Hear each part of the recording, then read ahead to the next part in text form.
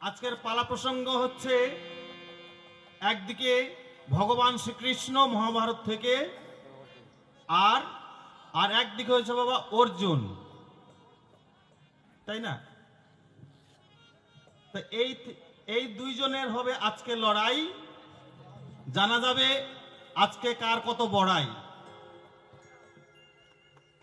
তাহলে ভগবান শ্রীকৃষ্ণের ভূমিকায় মাননীয় ভাবতত্ত্ব রসরাজ মুরারি মহন্তকে রেখে যায়। হরিবল হরিবল। কিন্তু বাবা যে পালাটা দিছে না,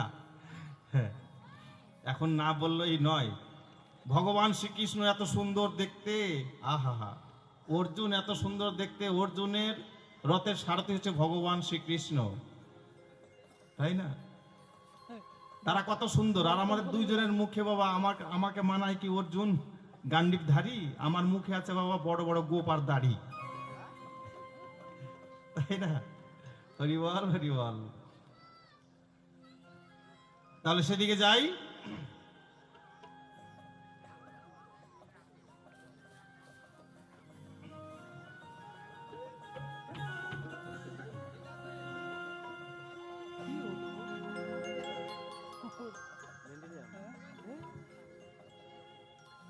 ওরে দুর্মতি ওই দুর্যোধন,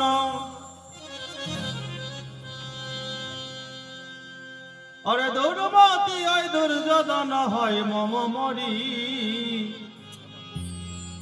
পঞ্চয়াত্রা পাণ্ডবের সহায় শ্রী হরি।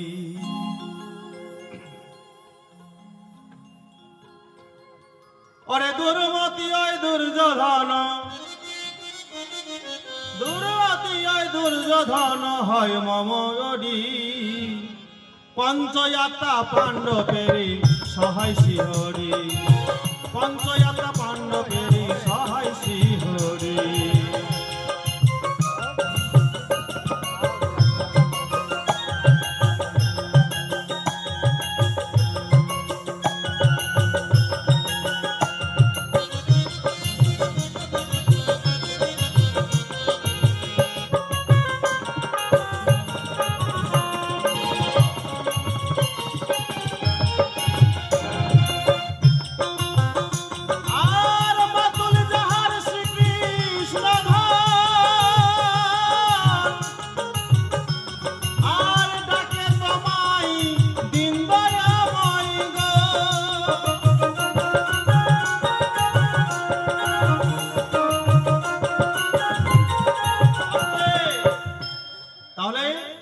ভগবান শ্রীকৃষ্ণের কাছে আমি জানতে চাই, যেখানে বাবা এই যে কুরুক্ষেত্রের মাঠ, তাহলে সেখানে আমার যে পুত্র অভিমন্যু কেন মারা গেল, এর কারণটা কি আমি তোমার কাছে জানতে চাই। আমার কোন পাপের ফলে আমার 16 বছরের সন্তান মারা গেল? এই জগতে বাবা যার সন্তান চলে গেছে সেই একমাত্র জানে সন্তানের কি ব্যথা, তাই না? তাহলে কোন অপরাধে আমার সন্তান মারা গেল? যখন আমার সন্তান এই চক্রব্যূহের মধ্যে পড়ে গেল, তখন তোমাকে কত মাতুল মাতুল বলে চিৎকার করেছিল, ডেকেছিল, তুমি তার ডাকে সাড়া দাওনি কেন? তুমি না ভগবান প্রত্যেকের মধ্যে তুমি আছো, হ্যাঁ, প্রত্যেকের মধ্যে তুমি আছো, কিন্তু তুমি তাকে রক্ষা করলে না।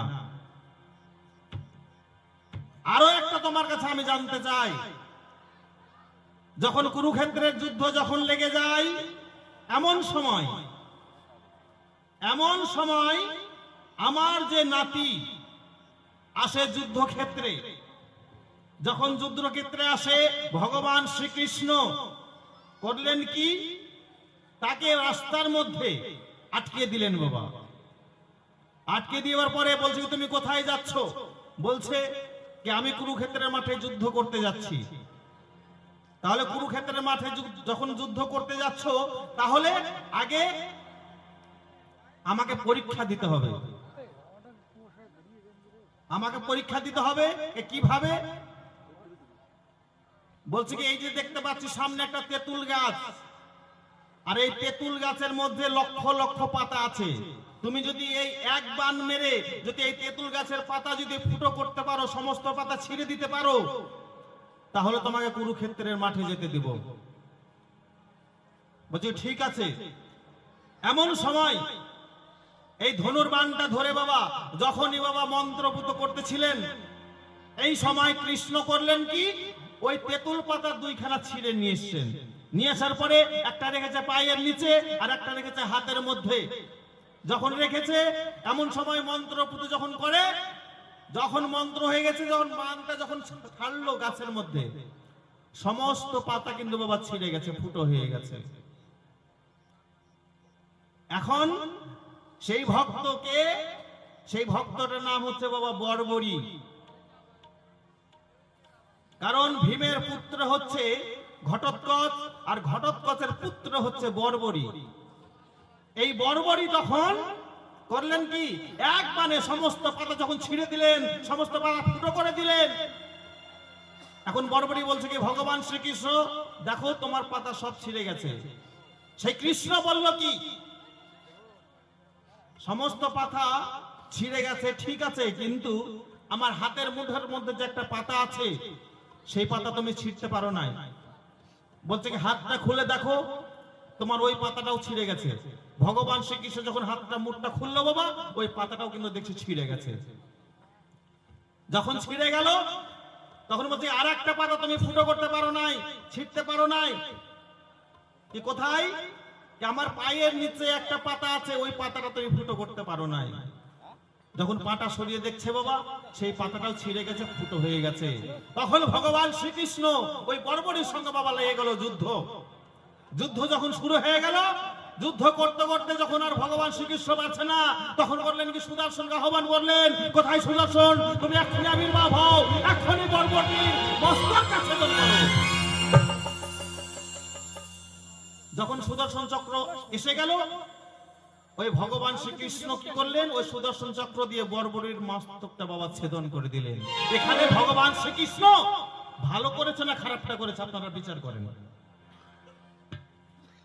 হ্যাঁ, কারণটা কি তোমার কাছে জানতে চাই ভগবান। কেন আমার সন্তান মারা গেল, কোন অপরাধে, কোন পাপের জন্য আমার 16 বছরের সন্তান মারা গেল, তোমার কাছে জানতে চাই। তুমি ভগবান হয়ে প্রত্যেকের মধ্যেই আছো। যখন কুরুক্ষেত্রে যুদ্ধ লেগে যায়, তখন সেখানে তোমাকে কত ডেকেছিল, কিন্তু তুমি তার ডাকে সাড়া দাওনি। আমি যে অর্জুন, যখন চক্রব্যূহের মধ্যে আমার সন্তান পড়ে গেল, এমন সময় তুমি করলে কি, ওই রথখানা সেখানে না রেখে আমাকে তুমি ওই রথটা চালিয়ে দূরে সরিয়ে নিয়ে গেলে। তখন কত ডেকেছিল তোমাকে, তুমি তার ডাকে সাড়া দিলে না কেন, তোমার কাছে জানতে চাই। তাই কি বলছে,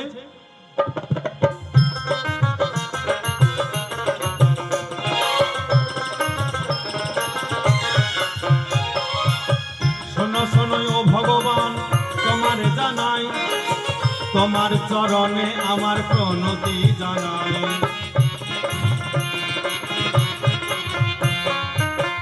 আসর মাঝে আছেন আমার বৈষ্ণব গোসাই, সবার চরণে আমার ক্ষমা ভিক্ষা চাই। এই মহাভারতের কথা বলতে গিয়ে আমি ভুল কিছু করি, আপনারাই তো জ্ঞানী গুণী দেবেন ক্ষমা করি।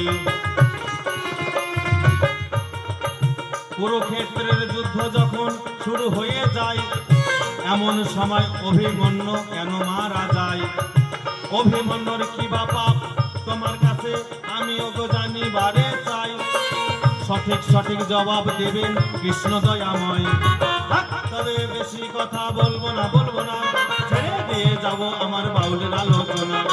এরপরে ভগবান আসরে আসিবে, তার ভাবের কথাগুলি বলিয়া বলবে। দেখি এসে কোন ভাবে কোন কথা কয়, কোন ভাবে দেয় তাহার ভাবের পরিচয়।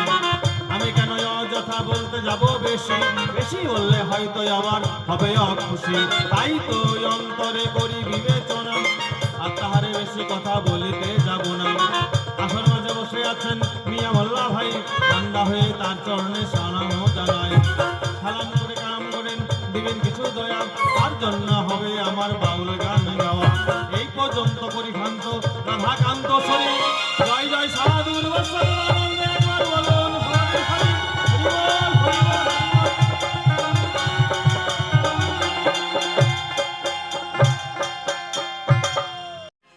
অজ্ঞানতিমিরন্ধস্য জ্ঞানঞ্জন শলাকয়া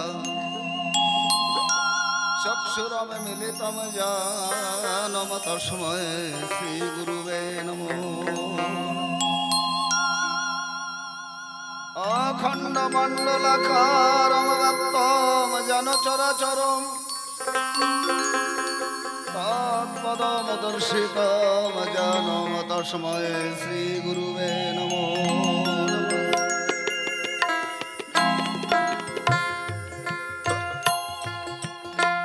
वंशकल्पतरुभ्यश्च कृपा सिन्धुभ्येव च पतितानां पावनेभ्यो जय जय साधु गुरु वैष्णवभ्यो नमो नमः। हे कृष्ण करुणा सिन्धु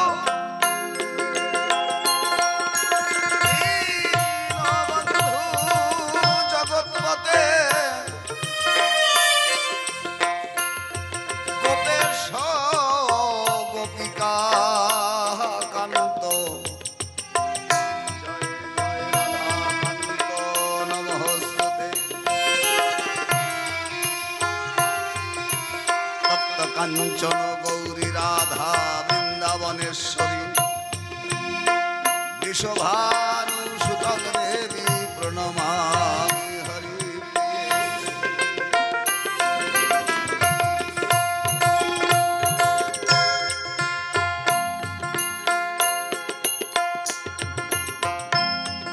অনর্পিত চরিং চিরাত করুণায় অবতীর্ণ কলৌ সমর্পিয়ত উন্নত জলরসাং সভক্তি শ্রিয়ম সুন্দরোদ্যুতি কদম্ব সন্ধীপিত সদা হৃদয় স্পন্দরে স্ফুরত বা সচিনন্দনম। হরে কৃষ্ণ কৃষ্ণ কৃষ্ণ হরে হরে, হরে রাম হরে রাম, রাম রাম হরে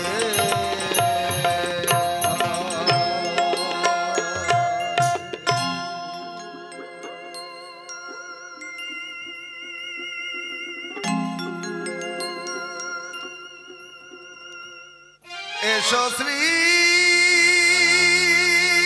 গুরু, এসো গৌরাঙ্গ,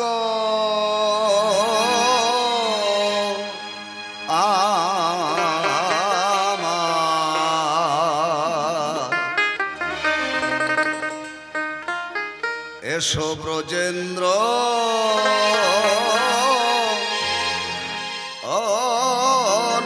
নন্দন, শ্রী গুরু গৌরাঙ্গ আমার ব্রজেন্দ্র নন্দন।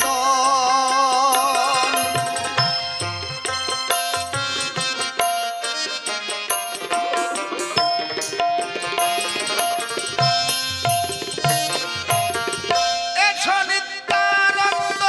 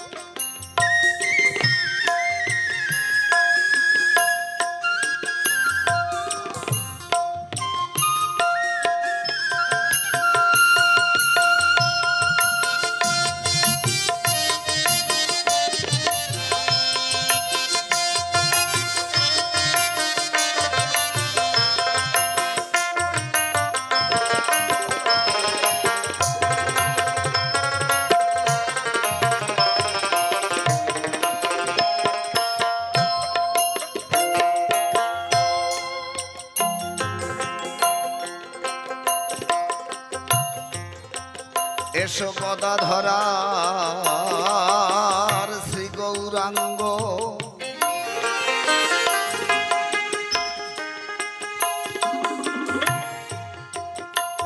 তোমরা করো এসে তোমাদের কীর্তন আনন্দ।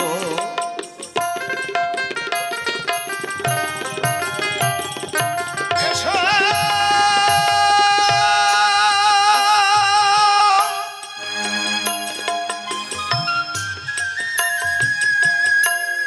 এসো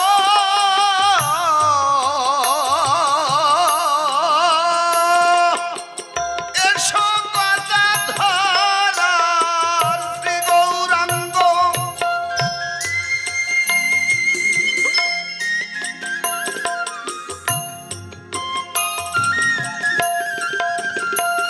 তোমরা করো এসে কীর্তন আনন্দ।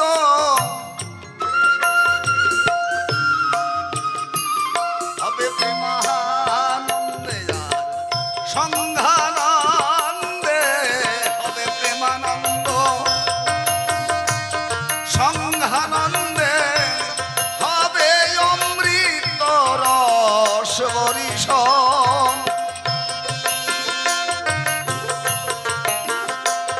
হবে অমৃত রস বরিশন।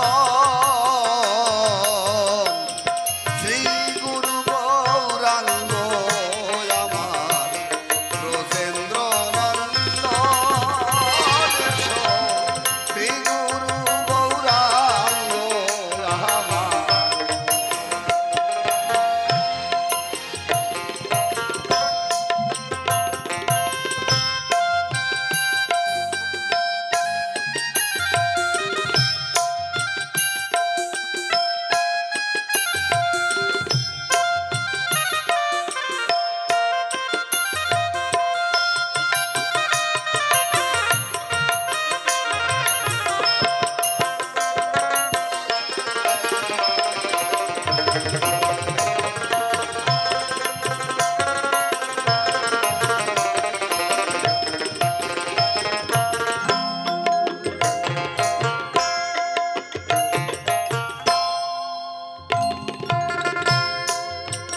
গুরু জটা ধরে বলে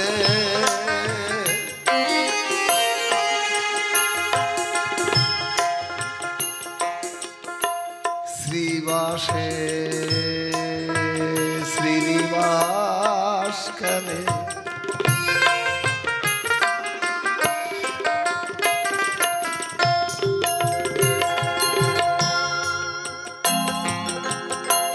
গুরু জটা ধরে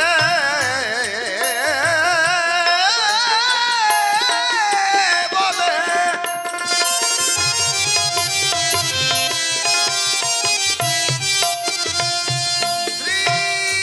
শ্রীবাসে শ্রীনিবাস কালে,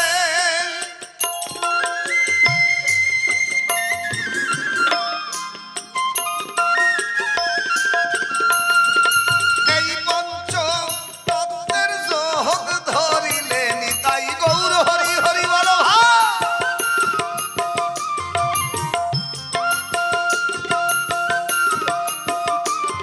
এই পঞ্চ তত্ত্বের যোগ ধরিলে নিত্য দাসের প্রাপ্তি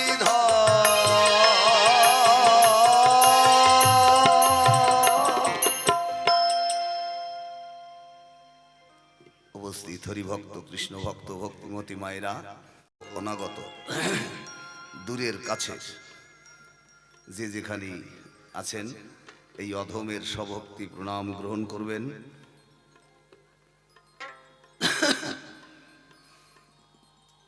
প্রথম দিন, কালকে কিছু হয়েছিল নাকি? গতকাল, আজকেই প্রথম। বাহ, আজকেই প্রথম দিন, প্রথম আসর।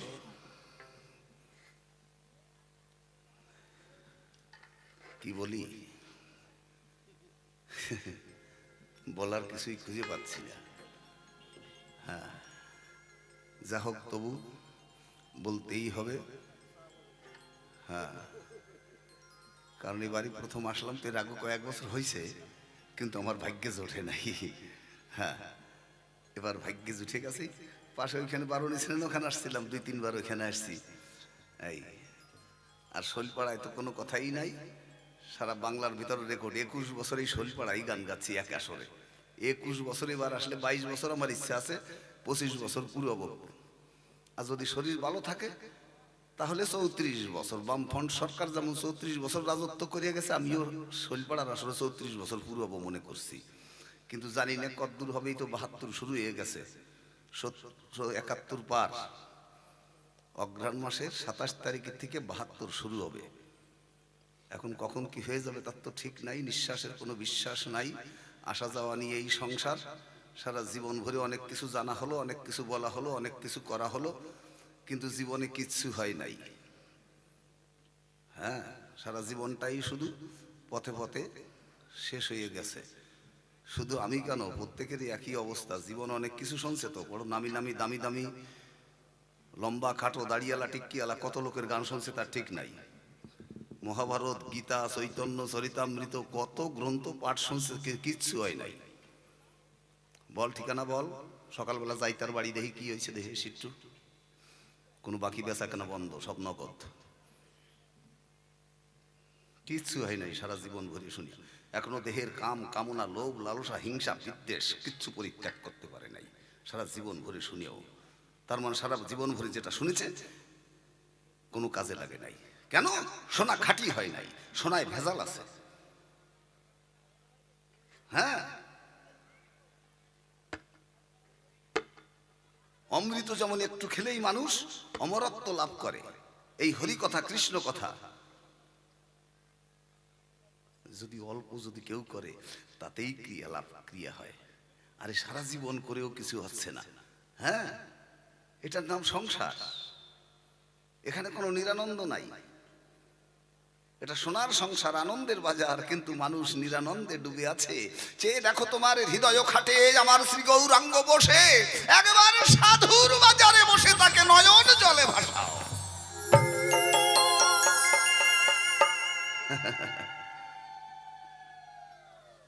হয়তো বলতে পারেন, তুমি কি জানো আমাদের হয় কি না হয়? আছে, অনেকে আছে হয়তো পাশে বসে বসে মনে মনে গুড়গুড় করতেছে, আমাকে কি হইলো না হইলো উনি আর জানিয়ে বসে রয়েছে।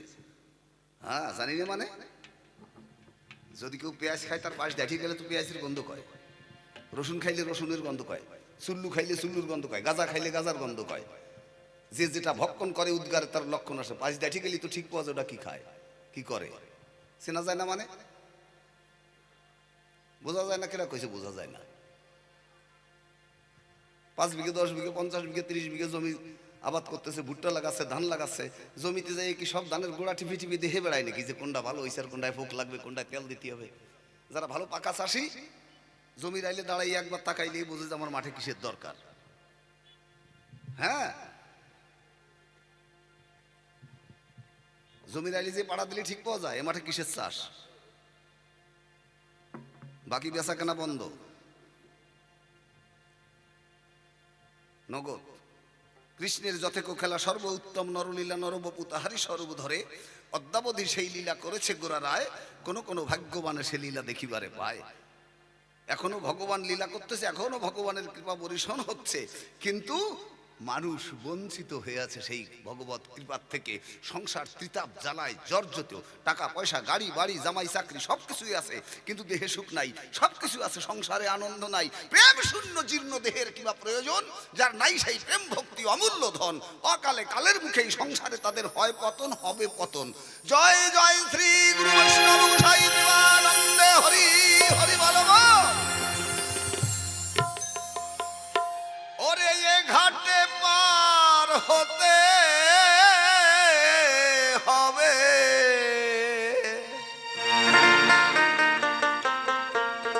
সবার। তুই যত বড়ই টাকাওয়ালা হও, যত বড়ই জমিদার হও, হ্যাঁ, যত গুলি বন্দুক থাক না কেন, যতই পার্টি তোমার দলে থাক না কেন, যে পার্টির লোকই হও না কেন, এখানে তোমাকে আসতেই হবে। কতদিন আসবা না? যতদিন তোমার গায়ের বল আর পিতৃবীজের খেলা আছে ততদিন। একটা নারী আসবে না কতদিন, যতদিন তার রূপ আর যৌবন আছে। ওই পুরুষের গায়ের বল আর পিতৃবীজ যেদিন আর খেলবে না, ওই নারীর রূপ আর যৌবন যেদিন থাকবে না, সেদিন খালি আর কুত্তয়ও হবে না।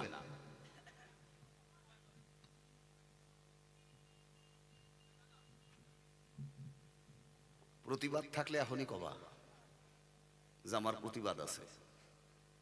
আমি এই সিদ্ধান্ত মানি না, যেটা হয় চেষ্টা করব গুরু যদি কৃপা করে পৌঁছাইয়া দিতে তোমার কাছে। এক্ষুনি প্রতিবাদ করবা, যেন আবার কালকে চাঁদ দোকানে যে কইও না যে মুরারি মহন্ত বাজে কথা কইয়ে গেছে। বেচা কেনা নগদ, নীলা নীলা না নীলা না নীলা, এটাই কলিযুগের আমার মহাপ্রভুর লীলা। এ ঘাটে পার হতে হবে,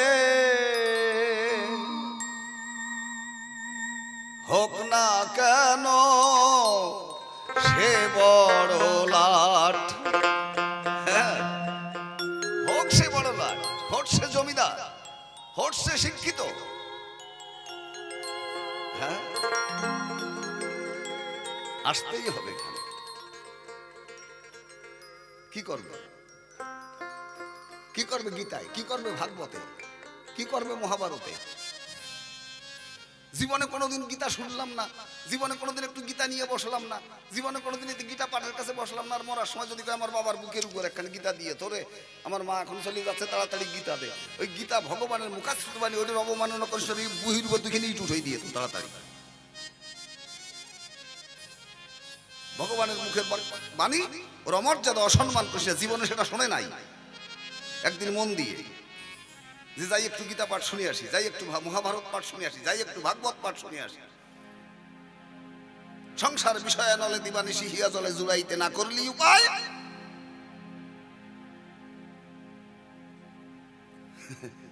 গীতা ভাগবত শাস্ত্র গ্রন্থ মহাভারত গোলাইয়া খাওয়াই দিলিও কাজ হবে না।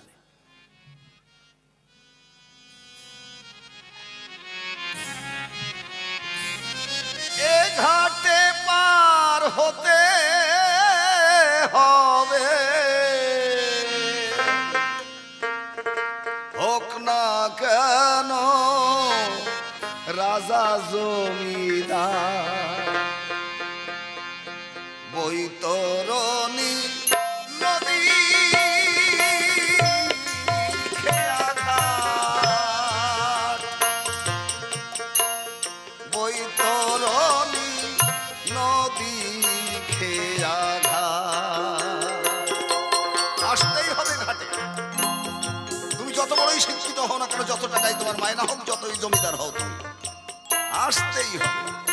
পালা মাত্র দুটো, একটা আসার পালা, একটা যাওয়ার পালা, আর বাকি সারা জীবন ভরে আসতে আসতে।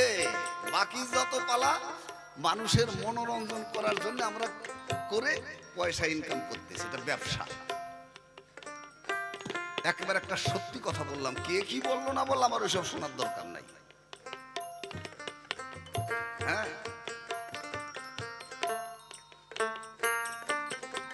বললাম 71 থেকে 13 বছর 14 বছর থেকে গান করা শুরু করেছি, তাহলে কত বছর শুধু গানই গাচ্ছি।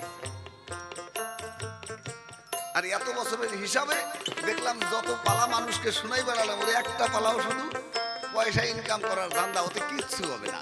পালা মাত্র দুটো, একটা আসার পালা আর একটা যাওয়ার পালা। কে আমি, কেন মরে যারা তাপত্রয়, ইহা না জানিলে কলিজীবের কইছে হিত হয়।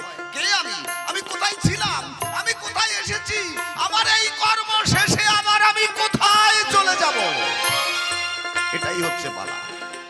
পালা মাত্র একটা আসার পালা, একটা যাওয়ার পালা।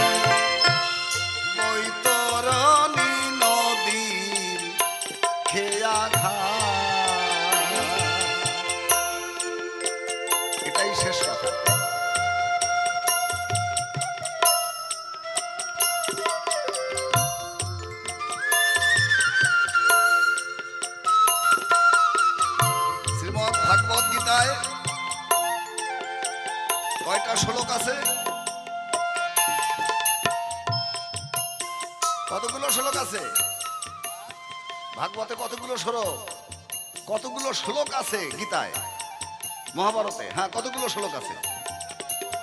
11,000 শ্লোক আছে। 11,000 শ্লোককে ভাগ করা, কিছুটা গীতায়, কিছুটা মহাভারতে, কিছুটা ভাগবতের ভিতরে, মোট 11,000 শ্লোক। তার ভিতরে প্রথম শ্লোকটা কি? ধর্মক্ষেত্র কুরুক্ষেত্র সমবেত যুযুৎসবা মামকা পাণ্ডবাশ্চৈব কিম কুর্বত সঞ্জয়। তাই তো? এই তো প্রথম শ্লোক। আগে কুরুক্ষেত্রকে নির্ণয় কর, যেখানে অভিমন্যু বধ হয়েছিল। আগে যদি কুরুক্ষেত্র নির্ণয় করিস, তোর গান গাইতে হবে স্টেজের উপরে। যদি সেই স্টেজটা যদি তৈরি না হয়, যদি সেই স্টেজকে যদি তুই নির্ণয় না করিস, তাই গান গাবি কি দিল্লির মন্দির যাইয়া না শ্বশুরির বারান্দায় বসিয়া? আগে স্টেজটাকে নির্ণয় কর। তাহলে যে ময়দানে যেখানে বসে মরেছিল অভিমন্যু, আগে সেই জায়গাটা নির্ণয় কর, যে সেই জায়গাটা কোথায়? কুরুক্ষেত্রের মাঠ। হ্যাঁ, কুরু বংশ, একটা পাণ্ডু বংশ, একটা কুরু বংশ। এই কুরু বংশের অভিপ্রায় কি? এই হস্তিনাপুরের রাজত্ব আমার চাই, আর কিছু চাই না। বহু মানুষ আছে পাড়ার ভিতরে ঢুকে দেখে আইয়া, কোনো কিছুর দরকার নাই, শুধু টাকা চাই, গাড়ি চাই, বাড়ি চাই, ছেলে চাই, মেয়ে চাই, জামাই চাই, চাকরি চাই। এরা সব কুরুক্ষেত্রে কৌরব বংশের লোক।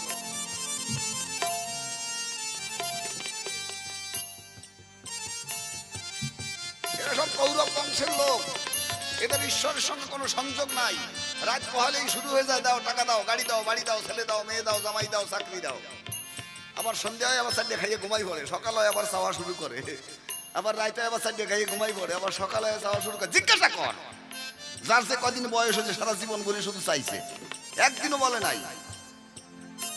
হ্যাঁ, একদিনও বলে নাই যে তোমার কাছে কিছু চাই না। বলেছিল অর্জুন, কৃষ্ণ শুয়ে আছে লম্বা হয়ে, কুরুক্ষেত্রে যুদ্ধের মাত্র 2 দিন বাকি। দুর্যোধন চলে গেছে।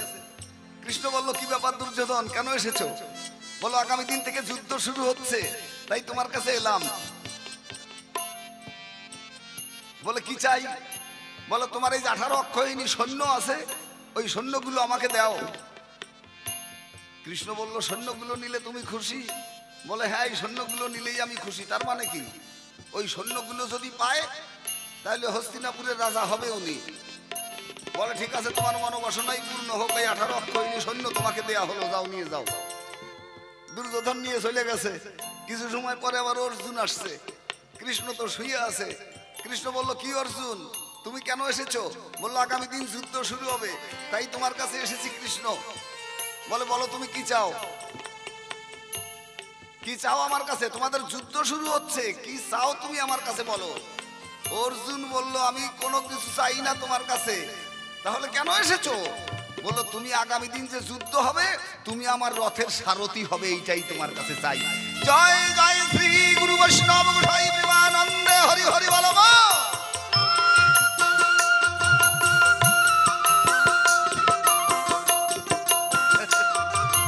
দেখেছিস? বল, ভগবানের দোষ কোথায়? এইবার যুদ্ধ এখনো শুরু হয় নাই, শুরু হবে তারপরে দেখবি। কৃষ্ণর কোনো দোষ নাই। যার যার কর্মদোষে সেই ভুগতেছে, যার যার কর্মদোষে সেই মরছে। বাবার আগে ছেলে মরে না, মরতেছে। হ্যাঁ, স্বামীর আগে স্ত্রী বিয়োগ হয় না, হচ্ছে তাই। দেখেছিস? রোগে শোকে জ্বালা যন্ত্রণা আঘাত প্রতিঘাতে অনাচার অবিচার দুরাচার ব্যভিচার ভ্রষ্টাচারে ভরে গেছে। ভুলে গেছে যে আমি মানুষটাকে, যাকে পেলি তাকে না চালি, যাকে চালি তাকে না পালি। এ সংসারে তোর অসার সাধনা, কেন কাঞ্চনে হয় না আকিঞ্চন, কাছে পেয়েছো সংসার কাছের আয়না। জয় জয় শ্রী গুরু বৈষ্ণব গোসাই প্রেমানন্দে, হরি হরি বল।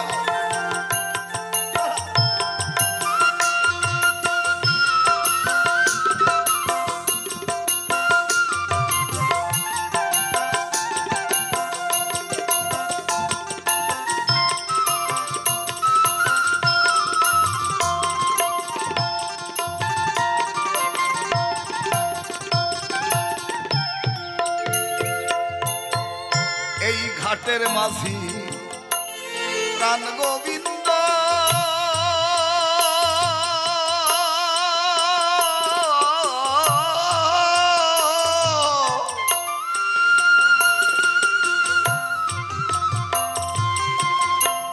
তার সঙ্গে যার নাই সম্বন্ধ ঘাটের মাঝি প্রাণ গোবিন্দ তার সঙ্গে যার নাই সম্বন্ধ এ ঘাটে তার খেয়া বন্ধ হরিবল হরিবল হরিবল মরতেই হবে তার কোনো টাকা পয়সা গাড়ি বাড়ি কোনো শিক্ষায় তাকে বাঁচাতে পারবে না কোনো পার্টিতে হ্যাঁ আজকে দিন তারিখ দিয়ে লিখে রাখ মুরারি মোহন তো মরে গেলে যেন সত্যি হয় কথাটা যে একমাত্র ঈশ্বর ভগবান ভিন্ন আর আমাকে বাঁচাবার কেউ না মারে কৃষ্ণ রাখে কে আর রাখে কৃষ্ণ মারে কে জয় জয় শ্রী গুরু বৈষ্ণব ঠাই প্রেমানন্দ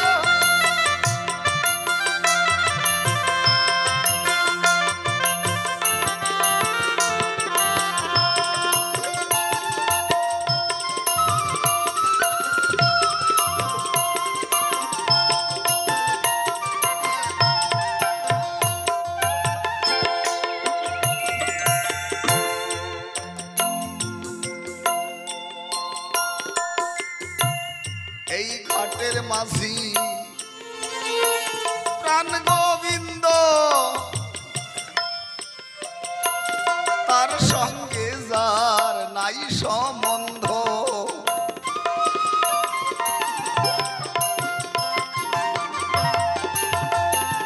ওরে ঘাটে তার খেয়া বন্ধ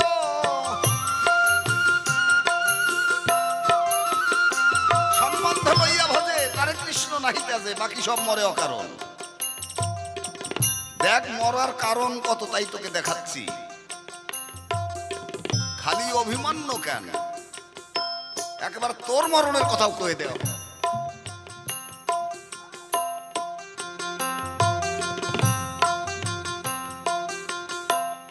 এ ঘাটে তার খেয়া বন্ধ হোক না কেন সে জমিদার ওই তরুণী নদীর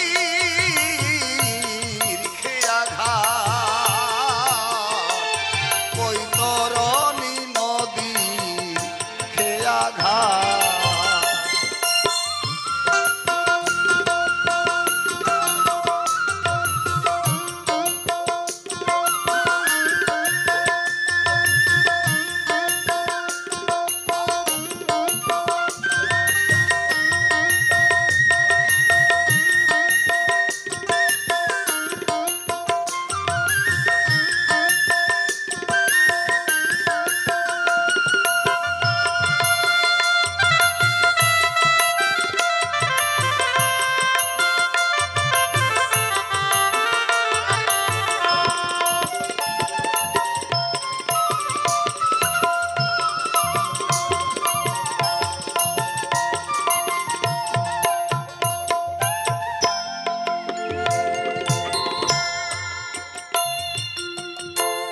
এ ঘাটে নাই কোন জাতের বিচার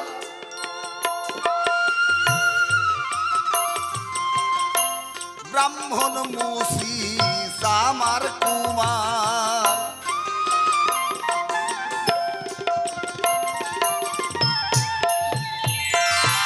এ ঘাটে নাই জাতের বিচার ব্রাহ্মণ মুসি সামার কুমার এ ঘাটে কত দুঃখী তাপি হতেছে পার হরিবল হরিবল হরিবল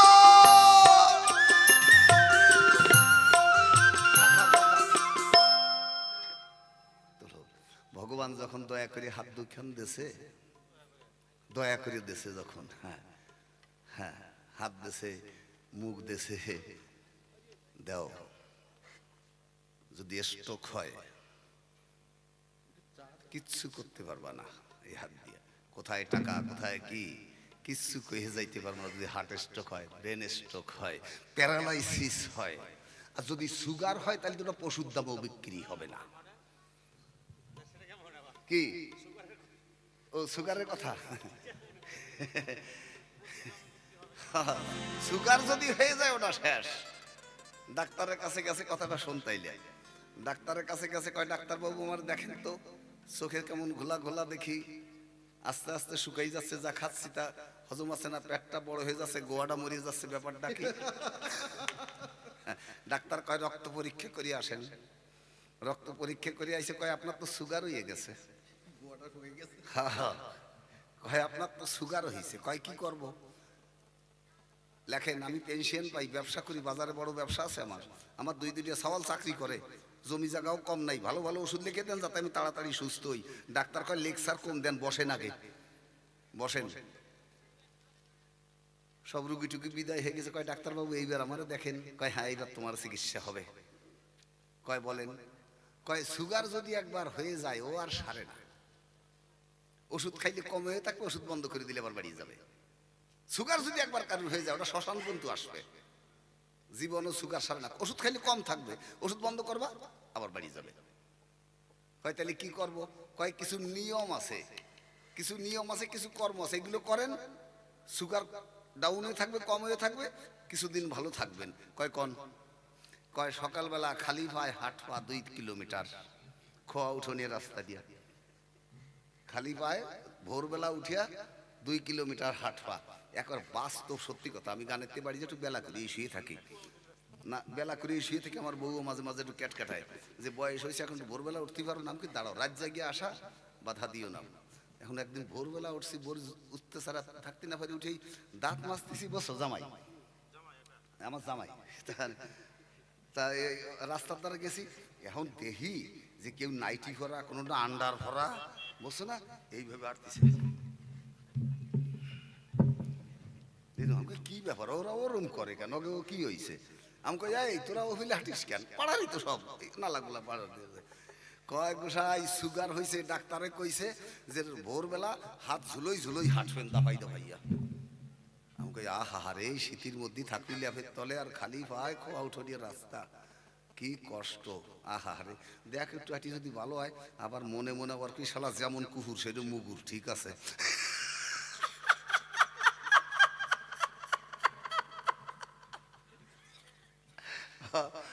না মনে মনে করি শালা যেমন কুকুর সেরকম মুগুর, ঠিক আছে। শালা মোটে হরি নাম নিবি নিয়া, দেখ কেমন ঠেয়। আবার তার উপরে আবার সান্ত্বনা আছে, দেখ একটু হাট হাট হাট, যদি গোবিন্দ ভালো করে হাট হাঁটতি তাহলে থাকিস। এখন ডাক্তার করেন ভোরবেলা হাঁটবা 2 কিলোমিটার। কয় তারপরে?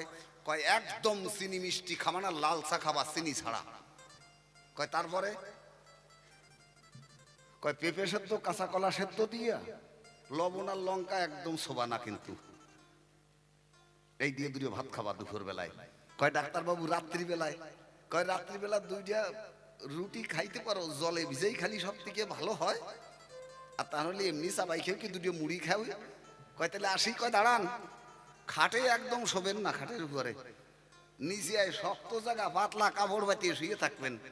আপনার কিন্তু স্পন্ডিলাইটিস হওয়ার ভয় আছে, ঘাড়ে একটু ব্যথা আছে না, গিরে গিরে জোড়ায় জোড়ায় ব্যথা আছে। কয় হতা আছে ডাক্তারবাবু, আপনি ঠিক ধরছেন। কয় একদম খাটে শোবেন না, শক্ত জায়গা পাতলা কাপড় বাতিয়ে শুয়ে থাকবেন। কয় আসি। কয় যান, এগুলো একটু পালন করবেন, ভালো থাকবেন। ডাক্তার ভিজিট নিয়ে কয় যান বাড়ি যান, আর লজ্জাতে কয় না। ওইটি আবার আমি কইয়ে বেড়াচ্ছি, তখন ওকে ঘরের বউতিও ওকে ভালোবাসে না। যে জায়গা হয়েছে সুগার জিজ্ঞাসা কর, আমি তো পাড়ায় যোদ্ধায় জিজ্ঞাসা করি সকাল যাইয়া, তখন ঘরের বউতি ওদের আর ভালোবাসে না। বউ তখন বিরক্ত বোধ মনে করে পাশে রাখতে। কেন? ওরা জীবনে ভুল করেছে, নিজেকে নিজে চেনে নাই, নিজেকে নিজে সাধে নাই, নিজেকে নিজে ভজে নাই, নিজেকে নিজে জানে নাই। যাকে পেলি তাকে না চালি, যাকে পেয়েছিস তাকে একদিনও চাচ্ছিস না, যাকে চাচ্ছিস তাকে পাবি না, যাকে পেলি তাকে না চালি। সারা জীবনের সাধনা সব বৃথা। যাকে পেলি তাকে না চালি, যাকে চালি তাকে না পালি, সংসারে সব অসার সাধনা। কেন কাঞ্চনে হয় না কিঞ্চন, কাছে পেয়েছো সংসার কাছের আয়না। আগে নিজেকে নিজে জানো, নিজেকে নিজে বোঝো, নিজেকে নিজে সাধো, নিজেকে নিজে ধরো। হ্যাঁ, কিচ্ছু করতে পারবে না। গীতা ভাগবত মেলা মাসি পড়তেছে, কিচ্ছু হয় নাই। ওতে হতো যদি কামনা বাসনা দূরে রেখে যদি পড়তে পারতো, তাহলে ওতে কাজ হবে। গীতা ভাগবত মহাভারত যত শাস্ত্র গ্রন্থ, এগুলো তো হিন্দু শাস্ত্রের আদি, আমাদের পূর্বপুরুষ। হ্যাঁ, তাতেও ক্রিয়া হবে, কিন্তু যেভাবে পড়লে যেভাবে শুনলে ক্রিয়া হয় সেভাবে শোনে না তো। হ্যাঁ, ওভাবে শোনে না। দুই বন্ধুর এক গল্প শোনো মন, একটু বলি দুই বন্ধুর কথা। দুই বন্ধুর এক গল্প শোনো। একসঙ্গে চলে ফেরেই একদিন দুই বন্ধুর মত পার্থক্য হয়ে গেছে। ডাক দিয়ে কয় আর এক বন্ধুর কাছে, বন্ধু আমার কথা নিবি, জনম ভরে গান শুনলাম, চল আজকে একটু বেশ্যা বাড়ি যাই। বন্ধু কয় সি সি সি সি সি সি, কানে আঙুল দিতে ওকে শোনা যায়, মানুষের কাছে পরিচয় দেওয়া যায় যে আমি বেশ্যা বাড়ি গেছিলাম। কয় যা বন্ধু তুই যা, আমি তো বেশ্যা বাড়ি যাবো। কয় যা ভাই। মতের অমিল হয়ে গেছে, একজন কীর্তনে গেছে আর একজন বেশ্যা বাড়ি চলিয়ে গেছে। এখন কীর্তনের যা স্বভাব, মাঝে মাঝে হাত উঠাইয়া হরি বলো দেয়, একজন বাবা আসলে একজনের জড়াইও ধরতেছে, কীর্তনের যা ভাব। আর মনে মনে ভাবতেছে পাশে তো বন্ধু নাই, মনে মনে ভাবতেছে আমি বেটা কিসের নেশায় মরতে আসলাম এই কীর্তনের সভায়, কীর্তনের শুকনো কথায় ভিজলো না তো আমার মন। বন্ধু আমার বেশ্যা বাড়ি করতেছে প্রেম রসের আস্বাদন, বসে আছে কীর্তনে, হাত পাও চোখ কান নাক সবকিছুই খোলা আছে, মাঝে মাঝে গাঢ় নালায় হাতও তালি দেয়, কিন্তু মন কোথায়? বেশ্যা বাড়ি, যেখানে বন্ধু গেছে। আর যে বেটা বেশ্যা বাড়ি গেছে সেও আর কি ভাবতেছে, সেখানে বসে আমি বেটা কিসের নেশায় মরতে আসলাম বেশ্যার বাসায়, বেশ্যার প্রেম পরশে ভিজলো না তো আমার মন। বন্ধু আমার কীর্তনের সভায় করতেছে কৃষ্ণ প্রেম রসের আস্বাদন। আছে কোথায়?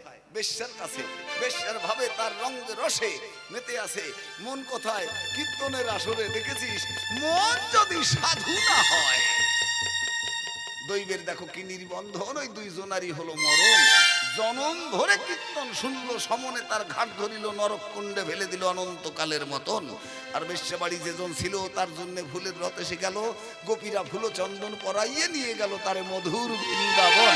জয় জয় রাধা গোবিন্দ প্রতি প্রেমানন্দে হরি হরি বল। মন যদি ঠিক না হয়, মন যদি একাগ্রতা না হয়, মনের একাগ্রতা আসবে, তুমি যা পড়বা তাতেই ক্রিয়া করবে। তো আমাকে পাড়ার রসিকির মতন হয়ে যাবে। আমাকে পাড়ার রসিক ছিল দুটিয়ে তার বউ। কথাটা কব, বলবো বলবো কি বলবো? আমার মানা হলে আমি ঠেয়া মানুষ নাকি কত দেখি, আমি তো বলতে বলতে বাড়ি ফুলতে যাবা না। ও খালি ওরা একটা মাইকের ব্যবস্থা করিস কালকে, ওই যে ছোট ছোট যেখানে দেয় না, তুই এখানে বসে মেশিন নিয়ে বসে দিবি, আমি যেন বলতে বলতে বাড়ি যেতে পারি, যারা আসে নাই তাকে বাড়ি। আমার পাড়ার রসিকির দুই বউ, একার বাস্তব কথা। গোপালগঞ্জ সাব ডিভিশন, গোপালগঞ্জ টাউনের থেকে 2 কিলোমিটার দূরে, বাদিকে মুজিবরের টুঙ্গি পাড়া, ডান দিকে নদী পার হয়ে আমাদের পাড়া। যাক, সে জায়গায় রসিক ছিল তার দুই বউ, কিন্তু ওর একটা অভ্যাস ছিল সারা জনম ভরে গীতা পাঠ করবেই। ঘুম থেকে উঠে 12 মাস ভোরবেলা স্নান করিয়া বারান্দায় আসন পাইতে গীতা নিয়ে বইছে, বসে আর কি জল টল নিবেদন করিয়া অজ্ঞান তিমিরন্ধস্য জ্ঞানঞ্জন শলাকায় চক্র মিলিতম যেন তস্মৈ শ্রী গুরুবায় নম কই আর কি জল টল ছিটাইয়া, গঙ্গা জল টল ছিটাইয়া কেবল শুরু করবে। তার দুই বউ বুনাবুনি একেবারে নাই, ওইটুকু আবার এই আমি কিন্তু গীতা নিয়ে বসলাম, তোরা যেন ঝগড়া জাতি বাতাস নিয়া, একদম যেন কোনো আওয়াজ কানে আসে না। বউকে শাসন করি আবার ফিরে জল হাতে নিয়ে আসমন্টন করি আবার জল টল ছিটাইয়া যেই শুরু করছে, বউর তো শুরু হয়ে গেছে তার দিয়ে। হ্যাঁ, বৌর শুরু হয়েছে। ওই অর্ধেক পড়িয়া ধর্মক্ষেত্র গীতার প্রথম শ্লোক পড়তেছে, ধর্মক্ষেত্র তোকে বারণ করলাম তোরা শুনবি নি, আরে একটু থাম, আমার গীতা পাঠটা হইতে দে। আবার আসমন্ত্রণ করিয়া আবার প্রণাম ভক্তি করে আবার শুরু করলো, ধর্মক্ষেত্র কুরুক্ষেত্র। আমি যদি আসি তাহলে কিন্তু তোকে না বড় ছাড়বো না। বৌগি শাসাচ্ছে, আমি যদি আসি তোকে না মারিয়ে ছাড়বো না। কলাম একটু থাম, আবার ছাড়িয়ে ছাড়িয়ে আবার আসন টাসন করে জল টল ছিটাইয়া আবার শুরু করছে, গোবিন্দ তুমি রক্ষা করো, ধর্মক্ষেত্র কুরুক্ষেত্র সমবেত তোগে তো না মারিয়ে থা জান। আর ইয়া তোরা যে কি আরম্ভ করছিস, ইয়ার জনম ভরিয়ে সারা জীবন আমি দেখে আসলাম, একদিনে একটা শ্লোক উচ্চারণ করতে পারলো না, একটা লাইন কইতে পারলো না, দুই বড় অত্যাচারে। ক এ গীতা পড়িয়ে কি হবে ক দেখি, আমার বুঝে তো দেখি। আর এই করতে করতে সে রসিক মরিয়েই গেল। যা জীবনে আর সারা জীবনে একটা গীতার একটা লাইন জীবনে ভরিয়ে যেতে পারলো না। তার দুই বউ, একটা মরে গেছে, একটা আজও আছে, একেবারে হ্যাঁ আজ মরে কাল মরে, ফেরে 100 বছর বয়স হয়ে গেছে, এখন আছে এক বউ বাঁচিয়ে। এই হলো অবস্থা। তাহলে বলার উদ্দেশ্য যে সোনা যদি খাঁটি না হয়, সোনা যদি ঠিক না হয়, সে সোনায় ক্রিয়া করে না। হ্যাঁ, সে সোনায় ক্রিয়া করে নাই। যে দোকানে ছাপা হচ্ছে গীতা ভাগবত ওরা সাধু হয়ে যেত, যে দোকানে বিক্রি হচ্ছে ওরা সাধু হয়ে যেত। এই যে এরা ইউটিউব করে বেড়ায়, কত গায়কের গান শুনতেছে, কত গায়কের ইউটিউবে ছাড়তেছে, কত পয়সা কামাচ্ছে, এরা সব সাধু হয়ে যেত, একটাও সাধু হতে পারতেছে না। হ্যাঁ, ওই হেনতে শুনতেছে, কালকে যে ওরা ছাড়িয়ে দিবে না, পয়সা ঢুকতেছে, সেই আনন্দেই ভালাচ্ছে। ও যে কি কলো আর কি ছাড়লাম একটাও খাইয়ে দেখে না, বল কোনটা জিজ্ঞেস করবো যে কি ক্যাসেট করলাম দেখি, একটু শুনিয়ে দেখি, দেখেছিস কি হবে? কিচ্ছু হবে না জনম ভরিয়া। হ্যাঁ, এটার বিপদ নিজের বিপদ নিয়ে টানি নিয়ে আসতেছে। কবে?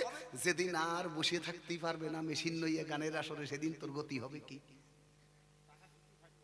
কেডা? তাহার গাছ আছে তো, যাকে দিলি পড়বে না সে। তাহলে বলার উদ্দেশ্য, মন ইন্দ্রিয় যদি সাধু না হয়, মন ইন্দ্রিয় যদি সমর্পিত না হয়, হ্যাঁ, আত্ম ইন্দ্রিয় প্রীতি ইচ্ছা তারে বলে কাম, কৃষ্ণ ইন্দ্রিয় প্রীতি ইচ্ছা তখন ধরিবে প্রেম নাম। ইন্দ্রিয় চরিতার্থতার নিবৃত্তি না হওয়া পর্যন্ত হরিনাম কোষ, কৃষ্ণ নাম কোষ, ওই যে মা কালী বসে আছে, মা কালীর নাম কোষ, শিব ঠাকুরের নাম কোষ, শনি ঠাকুরের নাম কোষ, কোন শাস্ত্র গ্রন্থের কোনো কিছুতে ক্রিয়া করে না, করে না, করে না, যত সময় মন ইন্দ্রিয় ঠিক না হবে। হ্যাঁ, দেওয়া স্কেল।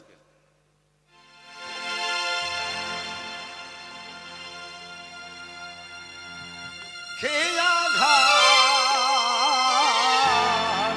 বৈতরণী নদী, খেয়া ঘাট।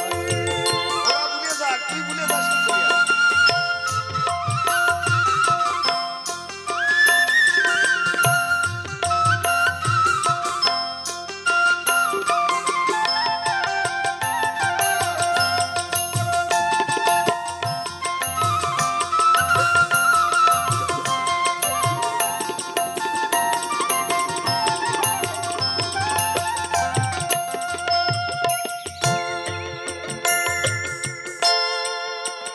এ ঘাটে নাই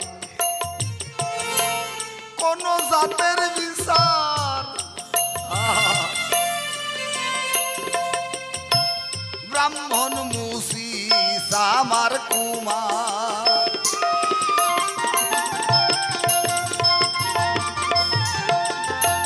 কত দুঃখী তাপি হতেছে পার, জয় জয় রাধা গোবিন্দ প্রতি প্রেমানন্দে হরি হরি বলম। বাবা একটু উলুধ্বনি জোর করে দাও, আশেপাশে মানুষ শুনুক যে গান শুরু হয়েছে। দাও একটু হাত তোলো বাবা, ভগবান যখন দেশে দেহটা, একটু তার সেবায় লাগাও। জয় জয় রাধা গোবিন্দ প্রতি প্রেমানন্দে হরি হরি বলম।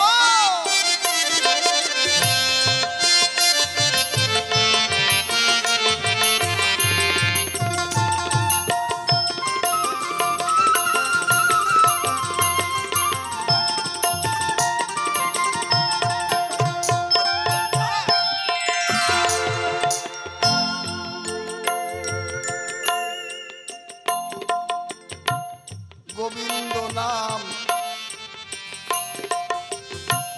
ভজন ছাড়া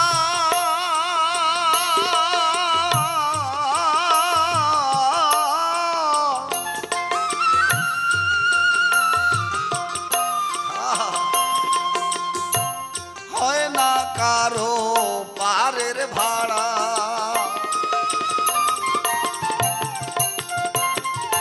গোবিন্দ নাম ভজন ছাড়া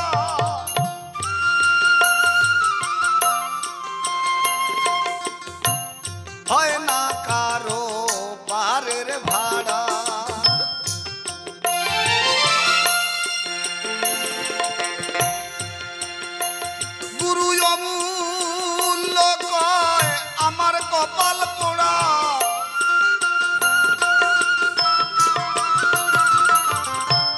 গুরু অমূল্য কয়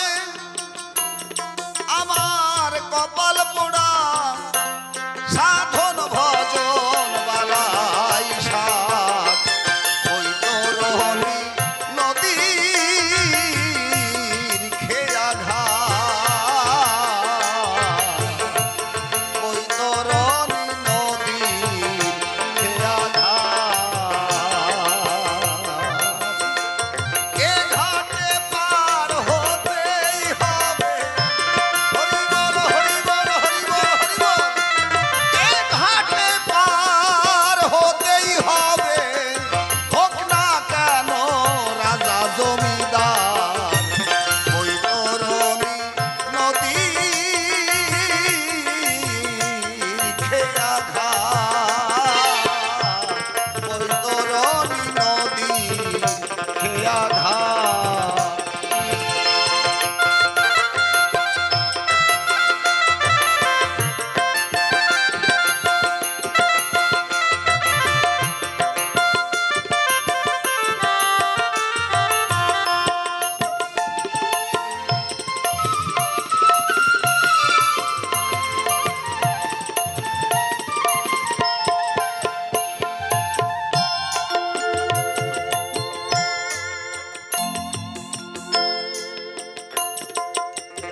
প্রথম শ্লোক ধর্মক্ষেত্র কুরুক্ষেত্র সমবেত যুযুৎসভা মামকা পাণ্ডবাশ্চৈব কিম কুর্বত সঞ্জয়। এই যে 18,000 শ্লোকের এই প্রথম শ্লোক। তাহলে ধর্মক্ষেত্র ছোট বাজাও বাবা, ধর্মক্ষেত্র আর কুরুক্ষেত্র সমবেত মানে একই জায়গায়। আমি বলছি না, যেটা লেখা আছে যদি সঙ্গে না থাকে আপনি বাড়ি গিয়ে দেখবেন কি লেখা আছে, সমবেত মানে সমানে একই জায়গায়। তাহলে ধর্মক্ষেত্র আর কুরুক্ষেত্র দুটো তো এক জায়গা হতে পারে না, বলেন হতে পারে?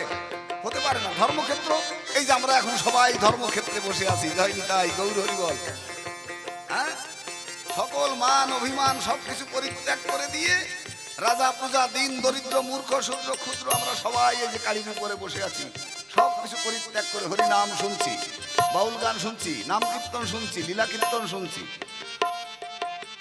এটা ধর্মক্ষেত্র। আর কুরুক্ষেত্র যেখানে মারামারি কাটাকাটি রক্তের বন্যা বয়ে যায় তাকে বলা হয় কুরুক্ষেত্র। এক্ষুনি যদি এখানে একটা মানুষ মার্ডার হয়ে যায় বলবে গান বন্ধ করে দেন, প্রশাসন বলবে আপনাদের গান বন্ধ, কমিটি বলবে আর গান হবে না। অথচ গীতায় বলছে দুটো একই জায়গায়, যেখানে ধর্মক্ষেত্র সেখানেই কুরুক্ষেত্র, যেখানে ভগবানকে লাভ করা যায় সেখানেই রক্তের বন্যা বয়ে যাচ্ছে, মারামারি কাটাকাটি হচ্ছে, দুটো একই জায়গায়।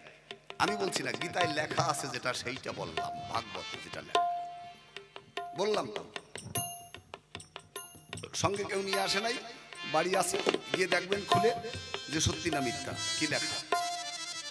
হতে পারে ভুল, হয়তো আমি ভুল বলতেও পারি। যদি কেউ বলে ভুল হয় না, আমার ভুল হয় না, শয়তান যেগুলো সেগুলো আর যেগুলো শয়তান, ওরা আমরা ঠিক করি ভালো কই, আমরা যা করি ঠিক করতেছি ভালো করতেছি, ওগুলো শয়তানের কাজ। হ্যাঁ, বিষয় বাসনা কাম কামনা লোভ লালসার দেহ, হ্যাঁ ভুল হতেই পারে। তাহলে ধর্মক্ষেত্র আর কুরুক্ষেত্র দুটো একই জায়গায়, যেখানে মারামারি কাটাকাটি সেখানেই রক্তের বন্যা বয়ে যাচ্ছে, সেখানেই সাধনা করছে মানুষ। কোথায় সেই জায়গাটা নির্ণয় করা হোক, আপনি খুঁজুন তো, 5 মিনিট সময় দেওয়া হলো, আপনি খুঁজে দেখেন কোন গ্রন্থে কোথাও আছে নাকি। লিখে তো গেছে, কিন্তু সেই জায়গাটা কোথায় একটু দেখান, কোথায় সেই জায়গাটা। যদি বলে যে হরিয়ানায় আছে কুরুক্ষেত্রের মাঠ, হ্যাঁ, সে মানুষে করেছে লীলা, আর এখন এই মানুষে করে খেলা, ওটা একটা কুরুক্ষেত্র। এখন এখানে কলিযুগ, এখানে একটা কুরুক্ষেত্র। দাপর যুগে ছিল বৃন্দাবন, এখনো বর্তমান সেই বৃন্দাবন। এখনো অষ্টসখী মিলি যায় যমুনায়, এখনো দ্বাদশ রাখাল নবলক্ষ ধেনু নিয়ে গোচরণ খেলায়, এখনো নন্দ যশোদা দুয়ারে দাঁড়াইয়ে ক্ষীর স্বর্ণবনি নিয়ে ডাকে গোপাল আয় ঘরে ফিরে আয়। এখনো নবদ্বীপে সুরধ্বনির তীরে আমার গৌরাঙ্গ দুহাত তুলে ডেকে বলছে কলিজীবের একমাত্র প্রেম প্রেম প্রয়োজন, নাম প্রেমের মালা গাথি পরাইব সংসার, পৃথিবীতে যত আছে নগর আদি গ্রাম, সর্বত্র প্রচার হবে আমার এই মধুর কৃষ্ণ নাম। তাহলে দুটো একই জায়গায়। যদি বলেন দেখাতে পারা যাবে, হ্যাঁ পারবে। দেখাতে তারাই পারবে যারা আত্মদর্শী, যারা আত্ম অনুসন্ধানী, যারা আত্মভজনকারী, যারা গুরুর কাছ থেকে কৃপা পেয়েছে এই পথে উপাসনার ঘরে। একমাত্র তাদের দ্বারাই সম্ভব এই জায়গা নির্ণয় করা। আর বাকিগুলো তো কানে শোনা। এইখান থেকে শুনতেছে, প্যান্ডেলের বাইরে গেলে আর কিছু মনে নাই, কি শুনে আইছে তার ঠিক নাই। শুধু পরের কথা শুনে হরি বলে নাচো, হরি কোথায় আছে তারে কি দেখেছো? কেবল শোনা কথা শুনেছো, শোনা কি কষেছো? পরিণাম হবে কি তাই ভাবনা, ভাবনা আগে দেহের ইন্দ্রিয় দমন, আগে কর্মন, তা না হলে কোন সাধন হবে না, হবে না, হবে না। জয় নিতাই গৌর হরি বল, হরি বল।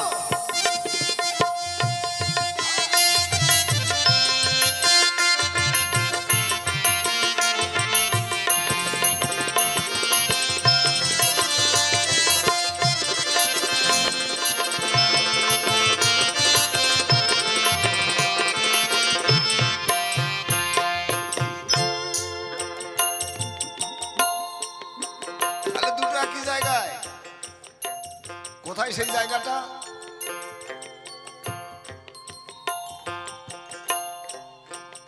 বাহিরে পাঞ্জাব যেতে হরিয়ানা, হরিয়ানার ভিতরে পড়ে ওটা দাপর যুগে। তাই সে দাপর যুগের কুরুক্ষেত্রের লীলা এখন কি হবে, কোন কাজে লাগবে? হ্যাঁ বন্ধু, এখন কুরুক্ষেত্র কোথায়? এখানে অভিমন্যু বধ হচ্ছে, সেখানেই তোমাকে নিয়ে যাওয়া হচ্ছে। এখনো কুরুক্ষেত্র কোথায়?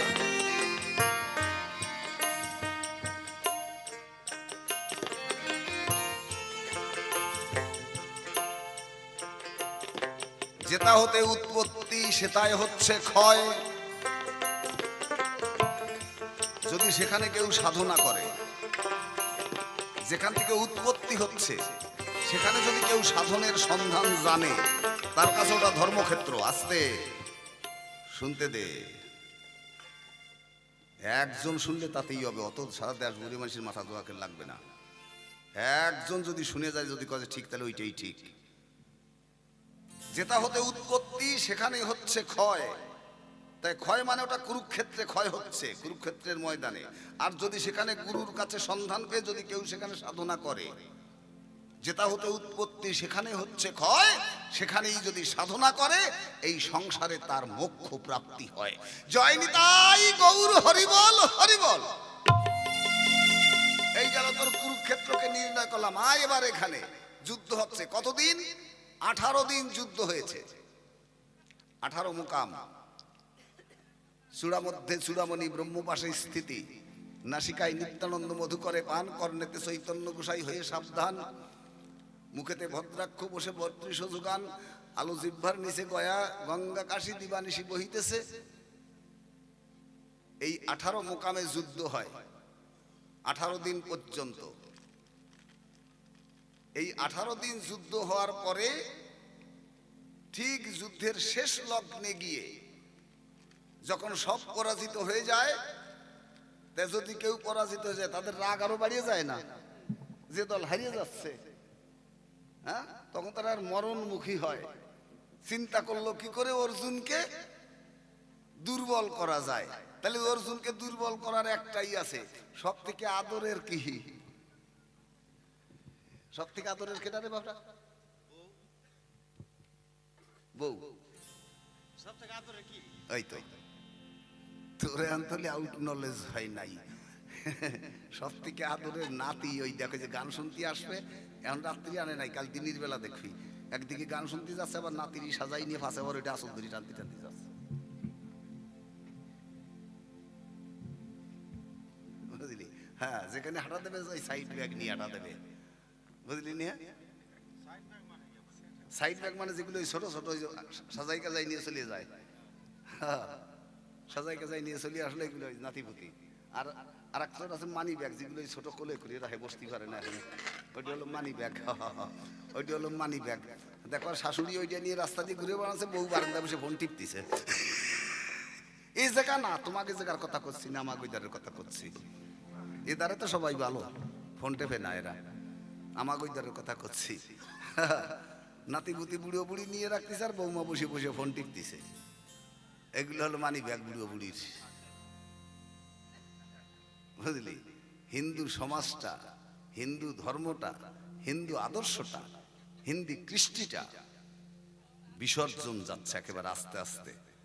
এইসব অনাচার, অবিচার, দুরাচার, ব্যভিচার, ভ্রষ্টাচার। আমরা দাবি করছি আমরা হিন্দু, আমরা সনাতন ধর্মের মানুষ।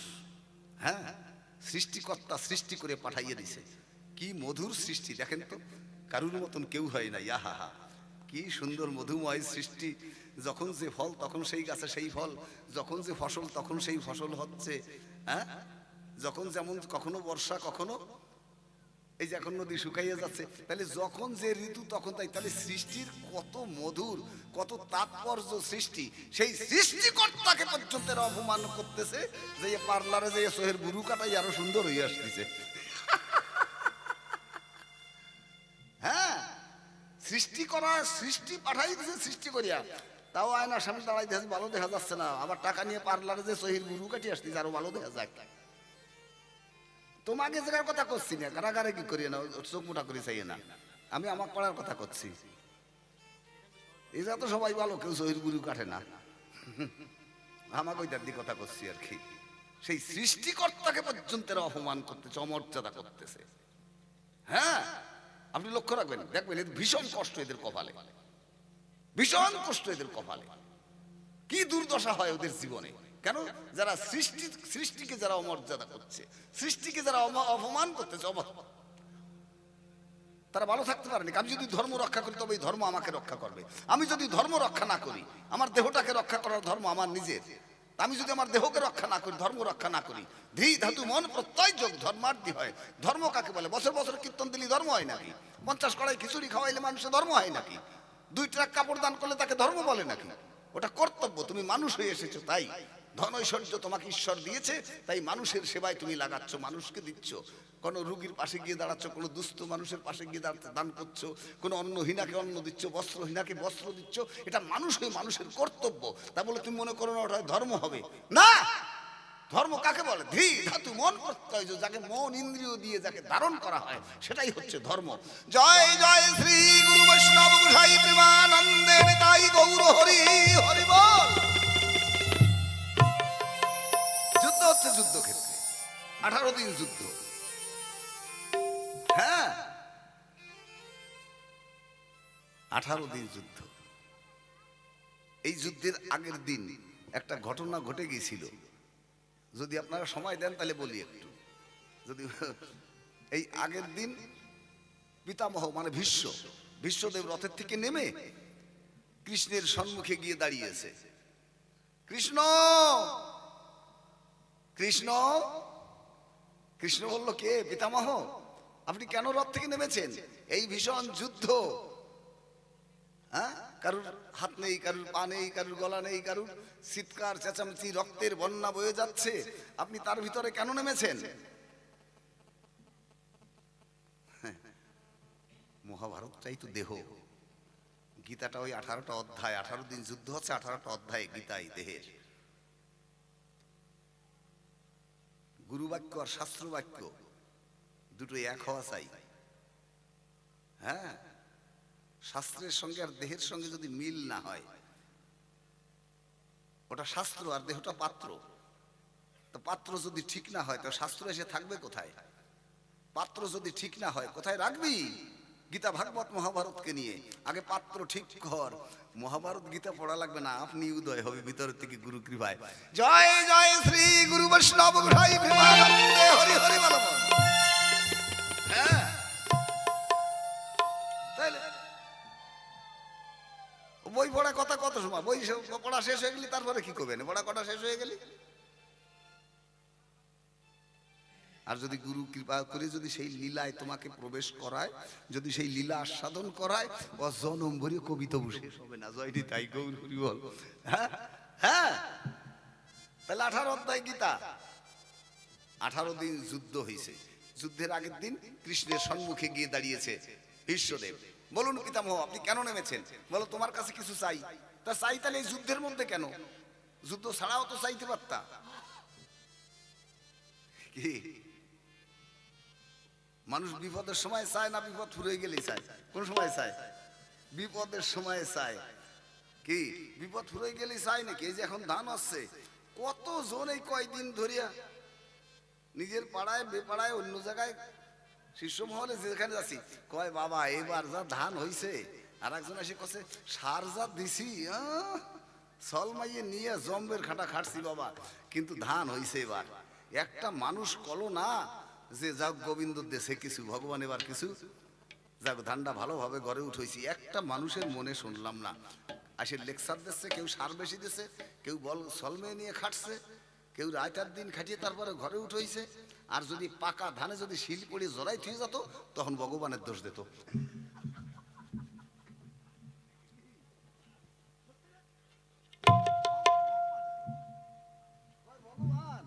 আরে সলে যখন চাকরি করে টাকা দেয়, আমার সলে আমি পড়াইছি কত, 3-4টে প্রাইভেট দিয়ে রাখছি ওর গোয়ার দ্বারে।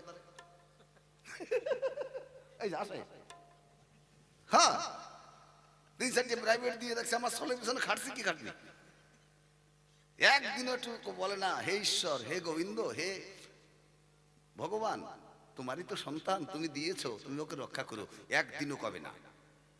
নিজের বাহাদুরি নিচ্ছে, চার দোকানে বসিয়া, নদীর ঘাটে বসিয়া, বাড়ি বসিয়া আমার সল আমি পড়াইছি, কতটা মায়না পাচ্ছে। আর যদি সল মরার খবর আসে, যেটা ভর্তি পড়িয়ে বিদেশে যে মরিয়ে গেছে, কি রাস্তায় অ্যাক্সিডেন্ট মরে মরছে, তখন ভগবানের গালাগালি দেয় যে আমার একটা সল তাও ভগবান নিয়ে গেল রে। আহারে, ভগবানে খাইয়ে কাম নাই, তোমার সল নেবার আইছে। কর্মের ফাঁকে দেহ থাকে, সুখ দুঃখ অনুভব করে।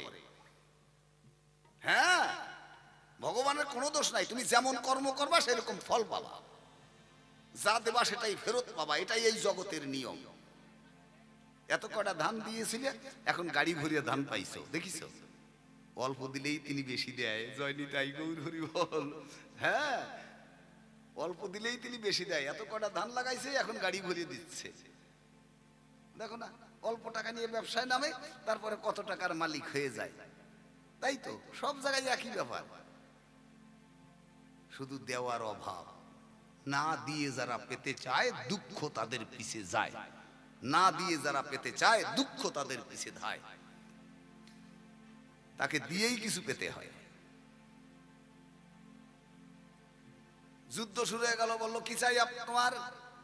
তুমি এই বিপদের ভিতরে এই এখন মারামারি কাটাকাটি করছে, এর ভিতরে চাইলে কেন? বলে এটাই তো চাওয়ার সময়। হরিবল হরিবল। আর চাবে কোন সময়? বিপদ চলে গেলে আর কেউ কিছু চায় নাকি? বলে বলুন আপনি কি চান, কি চান বলুন। বিশ্বদেব বলল তুমি আমাকে মৃত্যু দাও, আর কিছু চাই না। কেন? এই চারিপাশে যেভাবে মানুষ মরতেছে, এই মৃত্যু আমি আর দেখতে পাচ্ছি না, আমার হৃদয় কেঁদে উঠছে, আমি আর তীর ধনুক তুলতে পাচ্ছি না, তুমি আমাকে মৃত্যু দাও, আমি মৃত্যুবরণ করতে চাই। কৃষ্ণ বলল না না, তোমাকে মৃত্যু দেওয়ার ক্ষমতা আমার নাই। স্বয়ং ভগবান শ্রীকৃষ্ণ বিশ্বদেবকে মৃত্যু দিতে বলল তোমার আমার কোনো ক্ষমতা নাই তোমাকে মৃত্যু দেওয়ার। কেন? বলল তুমি তো কঠোর তপস্যা করেছো পিতামহ। বিশ্বদেব বলল কই না তো, আমি তো কোনো তপস্যা করি নাই। বলে হ্যাঁ তুমি তপস্যা করেছো, তোমার মনে নেই কিন্তু আমার মনে আছে। বলো, যেদিন তোমার ভাই বিচিত্র বীর্যকে অম্বাকে নিয়ে বিয়ে দেওয়ার জন্য তুমি গিয়েছিলে, সেই দিন তুমি প্রতিজ্ঞা করনি যে এই জগতের যত রমণী সবাই আমার জননী? জীবনে আর কোনোদিন বিশ্বদেব মেয়ে মানুষের স্পর্শ করে নাই। এই যে তোমার কঠোর তপস্যা, যা দেবতা থেকে যোগী ঋষি মুনি থেকে কেউ পারে নাই। প্রত্যেকটা দেবতার কলঙ্ক আছে। হ্যাঁ, কেউ গুরুপত্নী নিয়ে গেছে, কেউ নিজের মেয়েরে নিয়ে গেছে। প্রত্যেক দেবতার এরকম একটা কলঙ্ক আছে, যোগী ঋষি মুনিদের এরকম কলঙ্ক আছে। একমাত্র বিশ্বদেব তিনি প্রতিজ্ঞা করেছিলেন জগতের যত রমণী সবাই আমার জননী। জীবনের বিশ্বদেব নারী স্পর্শ করে নাই। কি ভীষণ প্রতিজ্ঞা, ভীষণ সাধনা। তাই তুমি এই জগতে অমরত্ব লাভ করেছো পিতামহ, তোমাকে মৃত্যু দেওয়ার ক্ষমতা আমার নাই। তাই কিন্তু আমি যে মৃত্যুই চাই, আমি এ ভিন্ন আর অন্য কোনো কিছু চাই না। কৃষ্ণ, তোমাকে আমি অনুরোধ করছি, তোমার চরণে নিবেদন জানাই, তুমি আমাকে মৃত্যু দাও। তাহলে মৃত্যুই যদি তোমাকে নিতে হয়, অর্জুনকে তখন ইশারা করলো, অর্জুন তখন বাণ দিয়ে বাণ সজ্জা তৈরি করে দিল। বিশ্বদেব গিয়ে তার উপরে শুইলে কতখানা বাণ? 64খানা বাণ। 64খানা বাণ বিদ্ধ হলো, কিন্তু তবু বিশ্বদেবের প্রাণ দেহে আছে। ওই অবস্থায় বিশ্বদেব জিজ্ঞাসা করলো, কৃষ্ণ, এখনো আমার দেহে প্রাণ আছে, কিন্তু এই 64খানা বাণের যন্ত্রণা আমার সহ্য করতে হচ্ছে, আমি এমন কি অপরাধ করেছি? বলতে পারো কেন এই বাণের অপরাধ আমাকে সহ্য করতে হচ্ছে, এই 64খানা বাণের অপরাধ? কৃষ্ণ বলল, পিতামহ, আপনি নিজে ভালো করে একটু মনে করে দেখুন, আপনি কোন জন্মে কোনো অপরাধ করেছেন কিনা? বিশ্বদেব চোখ বন্ধ করে দিয়ে বলল, আমি 10 জন্ম পর্যন্ত আমার 10 জন্মের কথা মনে আছে, আমি কোনো অপরাধ করি নাই, কোনো ভুল করি নাই, অন্যায় করি নাই। কৃষ্ণ বলল, তারপরে? বলে, তারপরে আর আমার মনে নেই। কৃষ্ণ বলল, ওটা আমার মনে আছে, আমার মনে আছে। কি মনে আছে? বলে, এই 10 জন্ম আগে, দ্বাদশ জন্মে তুমি একজন বেদ ছিলে, ওই যে বনে বনে পাখি শিকার করে বেড়ায় বেদ। তাই বেদ উনি বনে বনে পাখি শিকার করে বেড়াচ্ছে। এদিকে বৃন্দাবন লীলায় যেদিন কৃষ্ণ বিরজার কুঞ্জে গিয়েছিল, বিরজার কুঞ্জে যখন গেল, রাধারানী সকালবেলায় গিয়ে সেই কুঞ্জের কাছে, কি আমি কথা বলছি অসুবিধা হচ্ছে আপনাদের? একটু শুনুন দয়া করে, মহাভারতের কথাগুলোই বলছি। কৃষ্ণ গিয়ে সেখানে উপস্থিত বিরজার কুঞ্জে, দ্বারে শ্রীদাম দাঁড়িয়ে আছে। বলো, শ্রীদাম দ্বার ছেড়ে দে, দেখি ভিতরে কে আছে, আমার কৃষ্ণ আছে কিনা। আমি কুঞ্জ সাজিয়ে বসে আছি সারা নিশি, কিন্তু কৃষ্ণ আসেনি আমার কুঞ্জে। আমার বোধ হয় এই কুঞ্জেই কৃষ্ণ আছে, তুই দ্বার ছেড়ে দে। শ্রীদাম বলল, আমি গোবিন্দের বাক্য পালন করছি, দ্বার ছাড়তে পারবো না। দুটোই ঠিক। রাধারানী বলল, ভক্ত আসে ভগবানকে দর্শন করার জন্য, তুই দর্শন করার অপরাধ, তোকে আমি অভিশাপ দেব। শ্রীদাম বলল, আমি গোবিন্দ বাক্য পালন করছি, সে আমাকে দ্বারের দাঁড়ি করে রেখেছে, আমার দেহে প্রাণ থাকতে আমি দ্বার ছাড়বো না, আমি গোবিন্দ বাক্য পালন করছি। তখনই রাধারানী শ্রীদামকে অভিশাপ দিল, তুই দ্বার ছাড়বি না। এই জগতে মানুষ আসে ভগবানকে দর্শন করার জন্য, সেই দর্শনের থেকে তুই বাধা হচ্ছিস, তোকে দিলাম অভিশাপ, তুই শঙ্কাচূড় দত্ত হয়ে জন্মগ্রহণ করবি সাগর গর্ভে, তোর মুক্ত হবে, মুক্ত হবি না তুই। শ্রীরাম বলল যে আমি কৃষ্ণের বাক্য পালন করতে আমার এত বড় অভিশাপ।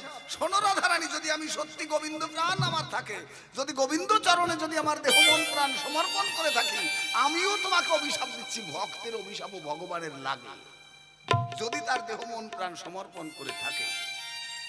বললো, আমিও তোমাকে অভিশাপ দিচ্ছি, তুমি 100 বৎসর কৃষ্ণ অদর্শনে থাকবে। জয় জয় রাধা গোবিন্দ প্রতি প্রেমানন্দে হরি হরি বল। দুইজনকে অভিশাপ দিয়ে শ্রীরামকে ধাক্কা দিয়ে ফেলে দিয়ে রাধারানী ভিতরে প্রবেশ করেছে। রাধারানীর আগমন বার্তা জেনে বিরজা মনে মনে চিন্তা করলো, সর্বনাশ হয়ে গেছে। কৃষ্ণ বলল, তাড়াতাড়ি একটা উপায় করো, রাধারানী না হলে সে ধরে ফেলবে। বিরজা তখন একটা নদী হয়ে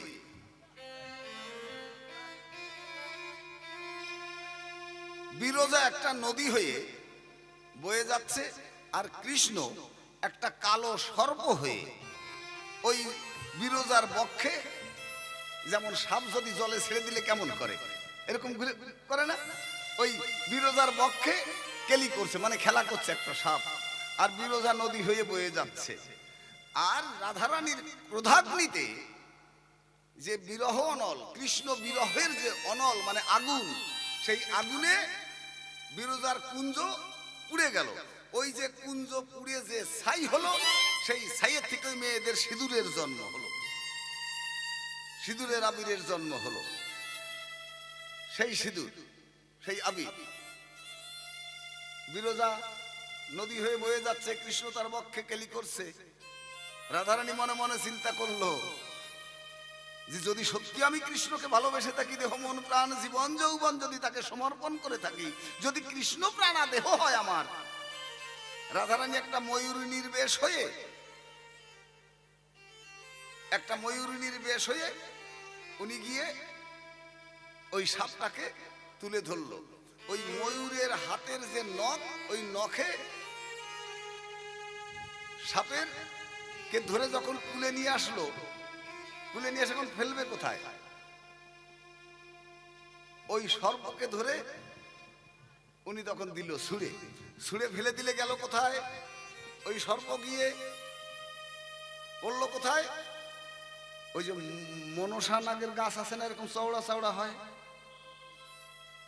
কি কি বলে, ফণি মনসার গাছ আছে না, চওড়া চওড়া পাতা হয়, ওই ফণি মনসার গার উপরে গিয়ে ঝোপের ভিতরে গিয়ে পড়লো। যখনই পড়লো ওই ফণি মনসার যে কাঁটা, ওই কাঁটাগুলো সব ওই সাপের গায়ে বিঁধে গেল। সাপের গায়ে যখন বিঁধে গেল, শিব ঠাকুর ছুটে এসে ওই সাপকে তুলে শিবের পরশে, মৃত্যুঞ্জয় শিব, শিবের পরশে শিব ওই সাপকে নিয়ে আদর করে ওই সাপটাই, ওই যে শিবের মাথার উপরে জটের ভিতরে যে সাপটা, ওই সাপটাই, ওই বিরজার কুঞ্জে যে সাপ ছিল সেই সাপ নিজের জটার ভিতরে রাখলো। জটার ভিতরে রেখে শিব ঠাকুর বসে গেছে, গাছের তলায় ধ্যান করছে, বসে গাছের তলায় ধ্যান করছে। ওই যে ব্যাপ মনে মনে শিকার করে বেড়াচ্ছে, উনি তো শিকার করে বেড়াচ্ছে, শিব ঠাকুর তো ধ্যানে বসে গেছে। সাপ কত সময় থাকবে জটের ভিতরে? ওই সাপ ওই জটের ভিতরে থেকে বেরিয়ে তখন ঘুরে বেড়াচ্ছে, ওই ডালপালা দিয়ে গাছে গাছ দিয়ে বেয়ে বেড়াচ্ছে।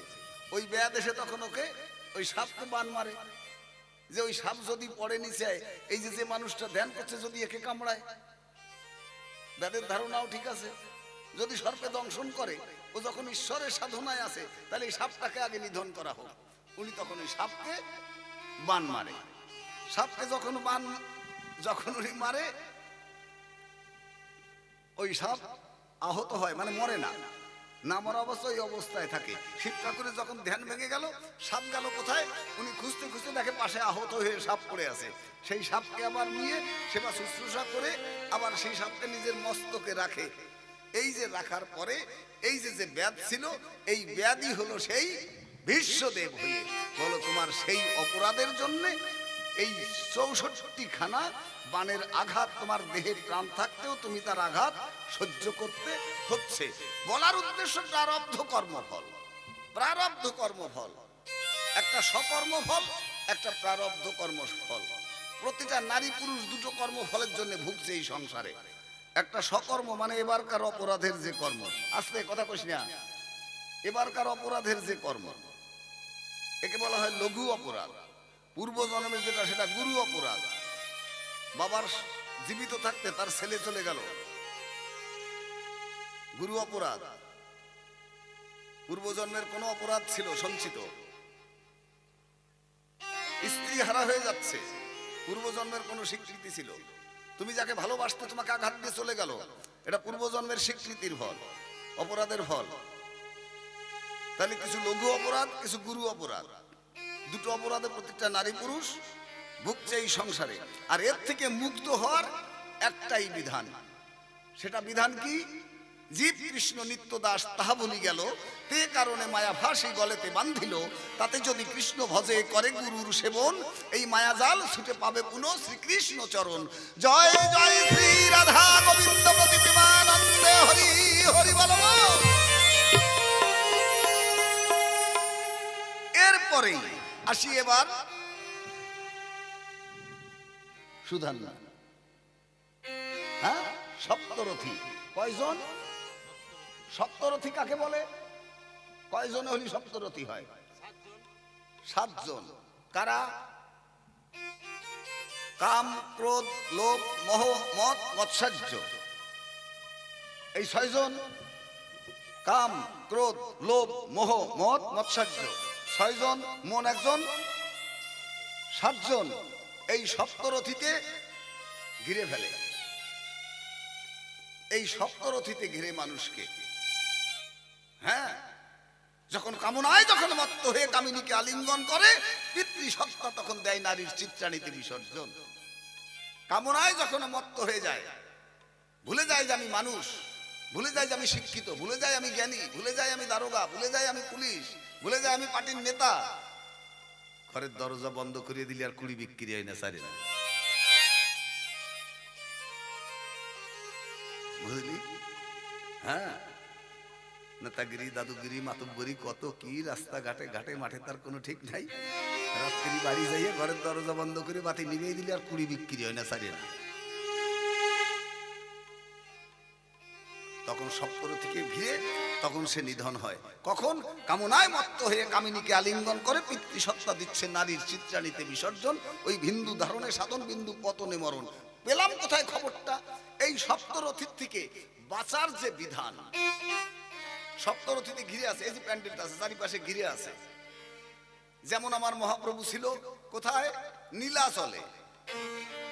হ্যাঁ, লীলাচলে ছিল। 3 দ্বার বন্ধ, 1 দ্বার খোলা, তাহলে দ্বার 3টে। 3 দ্বার যদি বন্ধ হয় তাহলে 1টা দ্বার খোলা ছিল, সেখান দিয়ে মহাপ্রভু রোজ বাইরে আসতো। কেউ জানে না কোন দ্বার, থাক ওটা রেখে দিলাম। সপ্তরথী দ্বারটা ঘিরে আছে। এই প্রবেশ করতে হবে আর বেরোতে হবে। অর্জুন একদিন রাত্রে শুয়ে শুয়ে বউয়ের কাছে গল্প করতেছে। বউ জিজ্ঞাসা করলো, তুমি এত বড় জগৎ বিখ্যাত বীর, তা তুমি এই এত রথীরা, এত রাজরাজা, এই যে সপ্তরথী মানে 7 জন মহাযোদ্ধা, 7 জন মহাযোদ্ধা, তাদেরই বলা হয় সপ্তরথী। যদি এই সপ্তরথীতে যদি কাউকে ঘিরে ধরে তাহলে সেখান থেকে বাঁচার কি নিয়ম, কি করে বাঁচবে? অর্জুন তখন গল্প করতেছিল, শোনাচ্ছিল নিজের স্ত্রীকে যে কি করে ব্যূহযুদ্ধে প্রবেশ করে। ওই প্রবেশ করার কথা শুনেছে, যখন বেরিয়ে আসতে হবে আর সেটা শোনে নাই, তখন স্ত্রী ঘুমাইয়ে গেছে। অভিমান্য গর্ভে থেকে ওই প্রবেশ করার কথা শুনেছে, আর মা যখন ঘুমিয়ে যায় তখন সন্তানও ঘুমিয়ে যায়, আর ওই সপ্তরথীর থেকে ব্যূহযুদ্ধ চক্রের থেকে বেরোবার সন্ধান আর জানে না। হ্যাঁ, তোমার এখানেও প্রবেশ করতে জানো বন্ধু, কিন্তু বেরোবার সন্ধান জানো না। ওটা জানতে হবে তোমাকে গুরুর কাছে। শত সহস্র সম্ভোগে বিন্দু পাচ্চার নাহি হবে, প্রকৃত রসিক ভাবে দাসকতে তার সই করেছে। শত সহস্র সম্ভোগে বিন্দু পাচ্চার নাহি হবে, প্রকৃত রসিক ভাবে দাসকতে তার সই করেছে। তারক গোসাই বলল, যথাকার বিন্দু তথায় রাখিবে, প্রকৃতির দ্বারে বিন্দু কভু না রাখিবে। ঘাটে যার আছে স্বাধীন বৎসরে তার 12 দিন, শুভযোগ দেখে একদিন মণিকোঠা খোলে। এখানেই অভিমন্যু বধ হয়। প্রবেশ করতে জানে, বেরোনোর সংবাদ শোনে নাই। যদি একদিন শুনতো অর্জুনের কাছে যে একটু কি করে সপ্তরথীর থেকে বাঁচতে হবে একটু বলুন, আর সে কথা শোনে নাই। তাই তো অঘোরে প্রাণ দিয়েছে অভিমন্যু। শুধু অভিমন্যু না, সব অভিমন্যুই অঘোরে প্রাণ যাচ্ছে। কোথায়? কামনায় মত্ত হয়ে।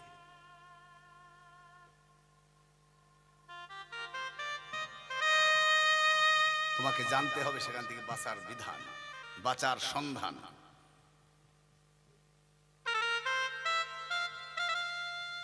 হ্যাঁ, গুরু যাহা আদেশ করে পালন করো নির্বিচারে।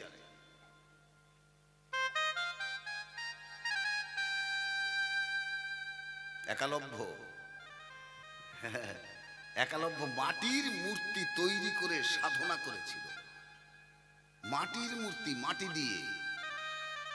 দ্রোণাচার্য বলেছিল যে আমি দাসীপুত্রকে শিষ্যত্ব গ্রহণ করব না, দাসীপুত্রকে আমি মন্ত্র দেই না, তোর বাবার ঠিক নাই, তোকে মন্ত্র দেব না। বললো তাই?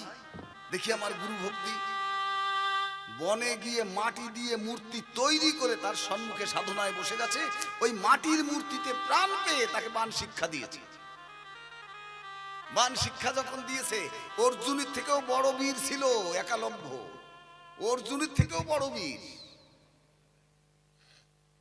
অর্জুনের থেকেও বড় বীর। যখন শিক্ষা শেষ হয়ে গেছে, সামনে দিয়ে একটা কুকুর যাচ্ছে, উনি একটা বান মেরে দিল, তাকে বলা হয় শব্দভেদী বান। দেখি যে বান আমাকে গুরু শিক্ষা দিয়েছে সে বানের কত দাহিকা শক্তি আছে। উনি একটা বান ছেড়ে দিল, ওই কুকুরের গলার আওয়াজ বন্ধ হয়ে গেছে, কুকুরটা ডাকতে পারে না। ওই কুকুরটা হাঁটতে হাঁটতে দ্রোণাচার্যের সামনে দিয়ে যাচ্ছে, গুরুর কাছে সামনে দিয়ে। অর্জুন পাশে দাঁড়িয়ে আছে, দেখে যে কুকুরের স্বর বন্ধ। দ্রোণাচার্য বলে, কাজ কে করলো দেখে তো, এ বান আমি ছাড়া তার জগতে কেউ জানে না, এ বানের সন্ধান আমি ছাড়া আর কেউ জানে না, এ বান মারলো কে?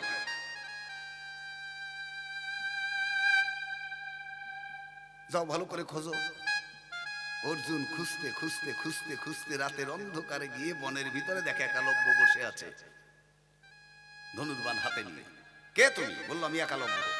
এই যে কুকুরকে শব্দগতি বান মেরেছে কে? বলে আমি মেরেছি। তুমি মেরেছো? বাহ, তোমাকে কে শিক্ষা দিয়েছে বান? বলে আমার গুরু আমাকে শিক্ষা দিয়েছে। কে তোমার গুরু? বলে এই যে আমার গুরু।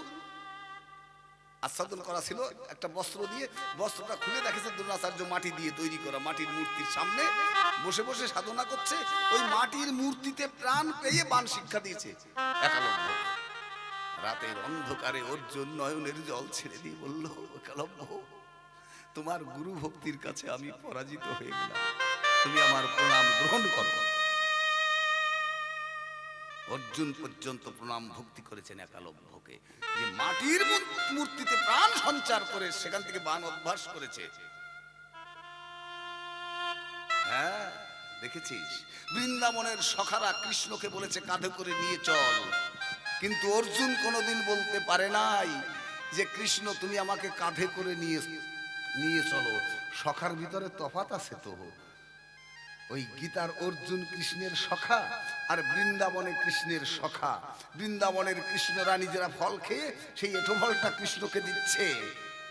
কৃষ্ণ বলল, কিরে তোরা খাচ্ছিস সেই এঁঠো ফলটা আমাকে দিচ্ছিস? বৃন্দাবনের সখারা বলল, কত বিষ ফল আছে এই জগতে, এই বনে, যদি কোনো বিষ ফল খেয়ে তুই মরে যাস কৃষ্ণ, তোকে তো আমরা বাঁচাতে পারবো না, তাই আগে আমরা খেয়ে দেখি, যেটা বিষ ফল হবে আমরা যদি মরে যাই তুই আমাদের বাঁচাবি, তাই আগে আমরা খেয়ে দেখছি, যেটা মিষ্টি হবে সেটাই তোমাকে দেব। এই কথাটা অর্জুন বলতে পারেনি কোনোদিন। তাহলে সখার ভিতরে তফাৎ আছে তো। হ্যাঁ, অর্জুন একালব্যের পায়ে প্রণাম করে ভক্তি করে গিয়ে গুরুকে বলল, গুরুদেব আপনি তো শিক্ষা দিয়েছেন, আমি দিয়েছি, চলো দেখি। গুরু নিজে গিয়ে দেখে যে তার নিজেরই মূর্তি তৈরি করে, মাটি দিয়ে তৈরি করে তার কাছে বান শিখছে। দ্রোণাচার্য জিজ্ঞাসা করলো, কে তোমার গুরু? বললো, আপনি প্রভু, আমার প্রণাম গ্রহণ করুন। বলো, বাহ, তোমাকে আমি বান শিক্ষা দিয়েছি? বলে, হ্যাঁ আপনি সমস্ত বান আপনি আমাকে শিক্ষা দিয়েছেন, তাহলে আমি যদি তোমার গুরু হই, তোমাকে যদি বান শিক্ষা দিয়ে থাকি, তাহলে বানের তার গুরু দক্ষিণা দাও। কি গুরু দক্ষিণা দেবো বলুন? আপনি যা চাইবেন আপনাকে তাই দেবো। বলো, তোমার এই বুড়ো আঙ্গুলটা কাটিয়ে দাও। অনেক কথা কইছেন, কিন্তু এটা যে গুরুর কথা বললো, দ্রোণাচার্যের কথা বললো, তাহলে একালব্যর এত গুরু ভক্তি, তিনি মাটির মূর্তি তৈরি করে তিনি বান শিক্ষা করেছিল, কিন্তু গুরুদেবকে এটা ভালো কাজ করছে, তার আঙুলটা কেটে নিল। হ্যাঁ, কি ভালো কাজ করছে? বাহ, বানটা চালাবি কি করে?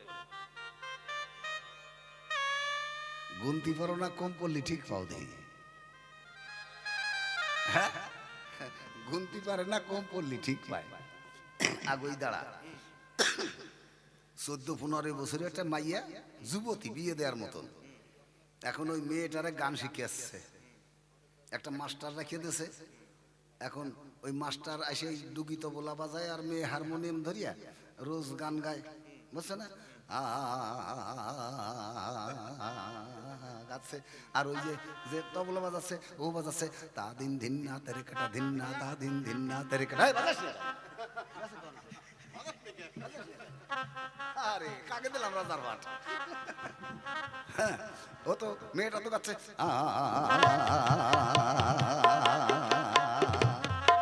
আর ওদিকে ও বাজাচ্ছে, তা দিন ধিন না তেরে কাটা ধিন না, তা দিন ধিন না তেরে কাটা ধিন না। এই করতে করতে সাথে লাইট চলে গেছে, কারেন্ট বন্ধ হয়ে গেছে। এখন মেয়েটা চিল্লেই উঠছে, ওর মা আবার রান্না করে রান্ধে। এখন ওর মা করছে, ওই মেয়েটা করছে, ও মা, মা, কয় কি হয়েছে? কয় লাইট চলে গেছে, কারেন্ট চলে গেছে। কয় কারেন্ট চলে যাক, তোর মাস্টারে বাজাইতে বাজনা যেন বন্ধ করে না, বাজনা তাহলে থাক। কি বুঝলি? তোর মাস্টারে কয় যেন বাজাইতে তাহলে থাকে, বাজনা যেন বন্ধ করে না যত সময় কারেন্ট না আসে। কিছু বুঝলি? ঢুকলো মাথার মধ্যে। দাসী পুত্র একালব্য, একালব্য দাসী পুত্র, ওর পিতার ঠিক নাই। গেল সেই একটা কথা। দ্রোণাচার্য যখন দ্রৌপদীর বস্ত্র হরণ ছিল, সেখানে ছিল বসা কি? হ্যাঁ, কে কে ছিল? দ্রোণাচার্য, কৃপাচার্য, আরো কারা ছিল? অনেকেই বসা ছিল। হ্যাঁ, তাই যে বিশ্ব ছিল। যেদিন দ্রৌপদীর বস্ত্র হরণ হলো, সেদিন এরা বাধা দিল না কেন একটু বলতো? হ্যাঁ, তো এরা বাধা দিল। পঞ্চ পাণ্ডবের কথা বাদ দে, তাদের বউর কাপড় নিয়ে যাচ্ছে, ওরা জুয়া খেলায় হারিয়ে গেছে, ওটা ব্যাপারটা আলাদা। গুরুরা বসে থাকতে তারা কেন বাধা দিল না, সেই কথা বল।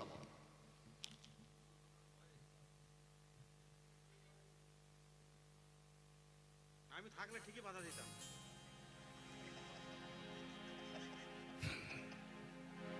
না, হাসির কথা না, আমি তো সেই জায়গায় থাকতাম ঠিকই বাধা দিতাম। মানুষ একলা একলা হারিয়ে যাচ্ছে পাড়ার উপর দিয়া, একলা একলা পাড়ার উপর দাঁড়িয়ে যার একলা একলাই কয় মানুষ একজন ছেলে তা চেনলো না, মানুষ একজন ছেলে তা চেনলো না, পাড়ার মানুষই একলা একলাই কয়, একলা একলাই কয়, আর পাড়ার উপর দাঁড়িয়ে যায়। এখন একজন এই এই শোন, কার কথা কোস? কেডা? কয় ওই পাড়ার মেয়ে ছেলেরা তো সব আমার কথা কয়। দশা হয়েছে তাই। মানুষ একজন ছেলে কিন্তু কেউ চেনলো না, কেডা? কয় তো মেয়ে ছেলেরা কয় ওর কথা,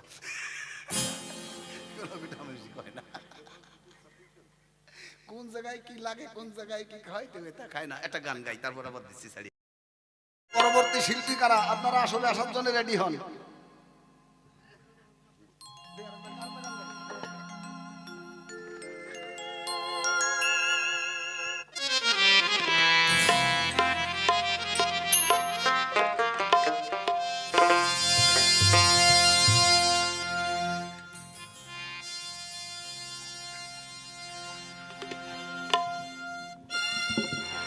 ওরে এই দেহ জমি রইল পতিত, এই দেহ জমি রইল পতিত, আবাদ করিলে ফল তো সোনা।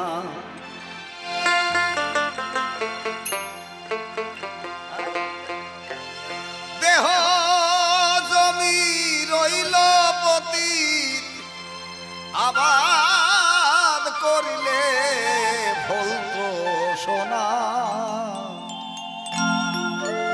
দেহ চাষ করলি না ও মোহন চাষা,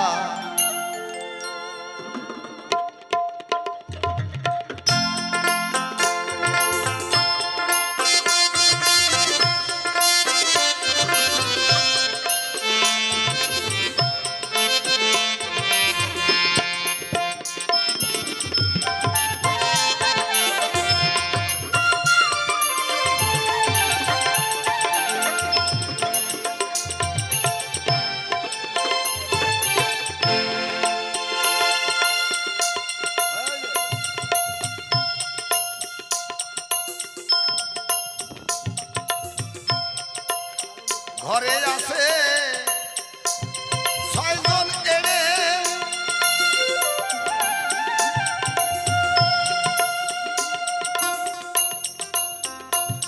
শীঘ্র নেড়ে নাংলা করে। ঘরে আছে ছয়জন এড়ে,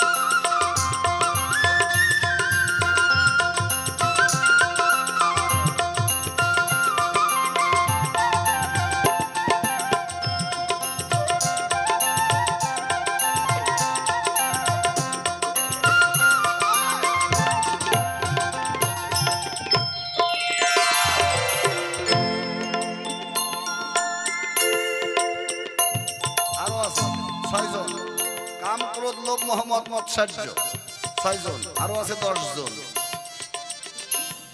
10 কৃষকে বশ করে নে,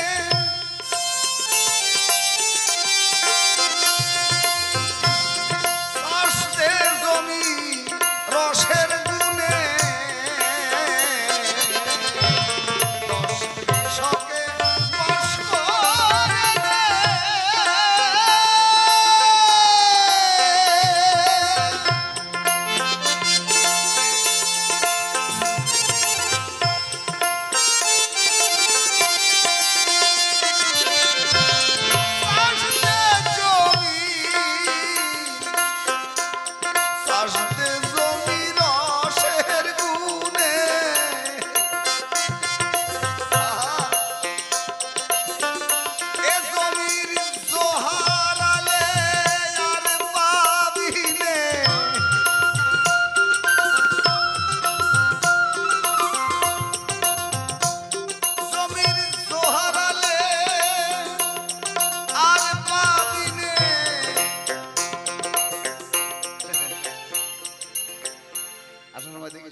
জমিতে জল দিচ্ছে। কেন জল দিচ্ছে? জো নাই তাই। যদি তোর এই জমির জো না থাকে তাই কি করবে না? কোন মোটর চালাই জল দিবে না? কোন মোটরে কাজ হবে না। কোন মোটরে কাজ হবে না। তোর গলার সঙ্গে যদি মোটর ঝুলাইয়াও দে আর কাজ হবে না। হ্যাঁ, এই জন্য মরা নদীর জল লাগে না কোনো দেবতার সেবায়, পাপড়ি ঝরা ফুল লাগে না কোনো দেবতার পূজায়। হ্যাঁ, নদীর যেমন কুল ভাঙে গড়ে আর এক কুল, জীবন নদীর কুল যদি একবার ভেঙে যায় বন্ধু, গড়ার বেলায় ভুল, ও আর তৈরি হবে না। দেহ জমির জল যদি একবার রস যদি শুকাইয়ে যায় আর ওইটা হবে না। অতএব রস থাকতে থাকতেই দেহের আবাদ করো। হ্যাঁ, দেহের রস শুকাইলে তোর বন্ধু যাবে চলে, তখন মরা বলে তোরে আর কেউ ছবে না, পড়ে থাকবে সব। যত বড়ই বিশ্ব সুন্দরী হোক, যত বড়ই যে হোক না কেন, যদি দেহের রসই যদি একবার শুকাইয়ে যায়। 10 কৃষকে বশ করে নে,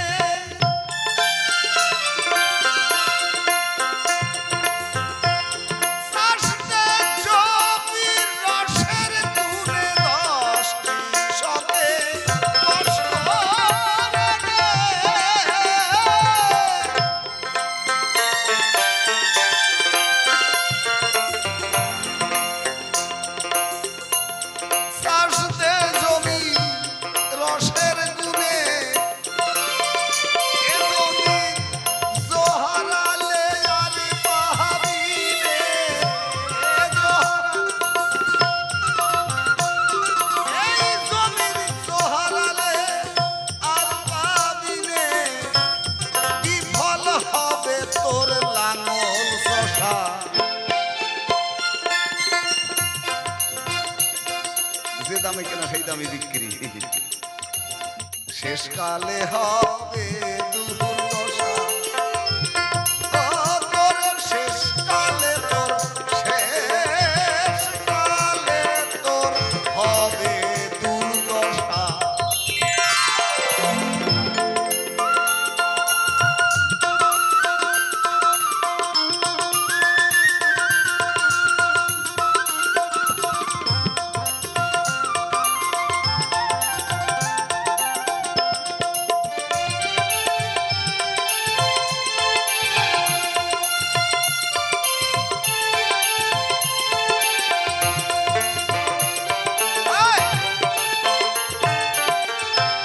চাষি যারা হবে, আচ্ছা,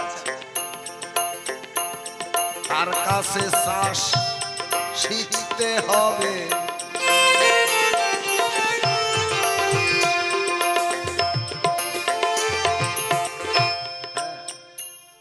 কত কি জানে তার কোনো ঠিক নাই।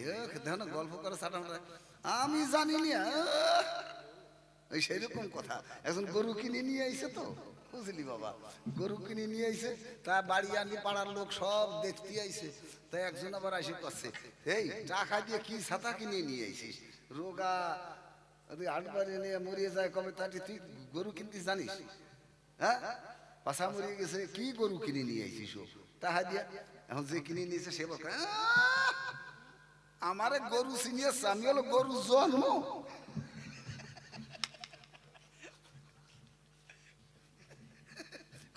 আমি হলো গরু জন্ম, আমার গরু চিনিয়েছে। গরু জন্ম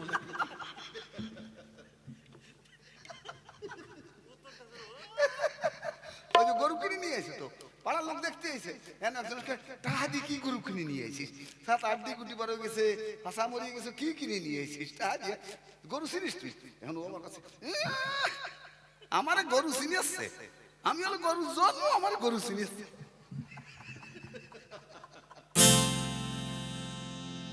পাকা চাষি যারা হবে,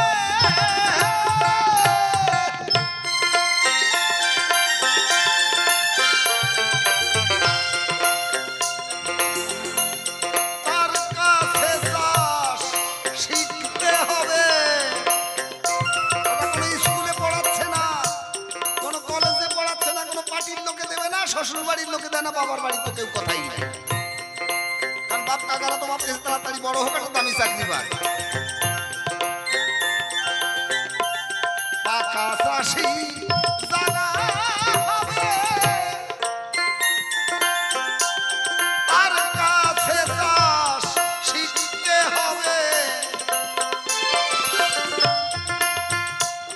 তখন তার বীজে ফলন বাড়াবে। জয় জয় নিতাই গৌর সীতানাথ প্রতিমানন্দে হরি হরি বল। তার বীজে ফলন বাড়াবে, তার কাছে কর যাওয়া আসা, শেষকালে হবে দুর্দশা। শেষকালে তোর শেষকালে হবে দুর্দশা। আয়! গৌর কাজল বীজের গোড়া,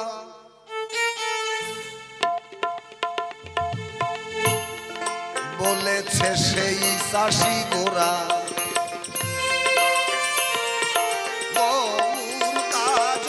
গৌর কাজল বীজের গোড়া, বলেছে সেই চাষি গোরা। ওরে অসীম রে তোর কপাল পোড়া, গুরু ভাবা পাগলা শেষ ভরসা। শোনো শোনো শোনো ভক্ত, তোমারে জানাই এই কুরুক্ষেত্রের মাঠে আজি তোমায় বলে যাই।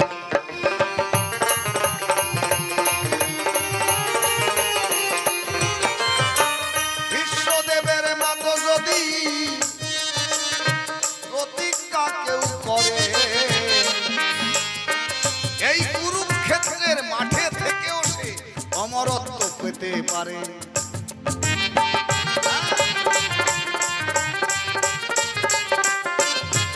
কত রাজা, বড় বড় রাজা, প্রজা, দিন দরিদ্র, মূর্খ, শূদ্র, ক্ষুদ্র, কত মহামহাবীর এই যুদ্ধে প্রাণ হারিয়েছে, কিন্তু অমরত্ব কেউ পায়নি। একমাত্র অমরত্ব পেয়েছে বিশ্বদেব। তিনি আজন্ম ব্রহ্মচারী। হ্যাঁ, বিশ্বদেবের মতো যদি কেউ সাধনা করে, এই কুরুক্ষেত্রে যুদ্ধের মাঝে তুমি কৃষ্ণ দর্শন পাবে।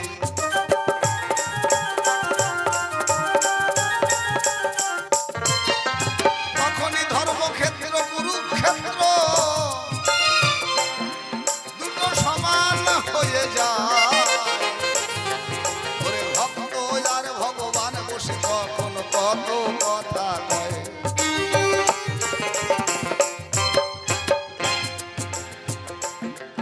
ধর্মক্ষেত্র কুরুক্ষেত্র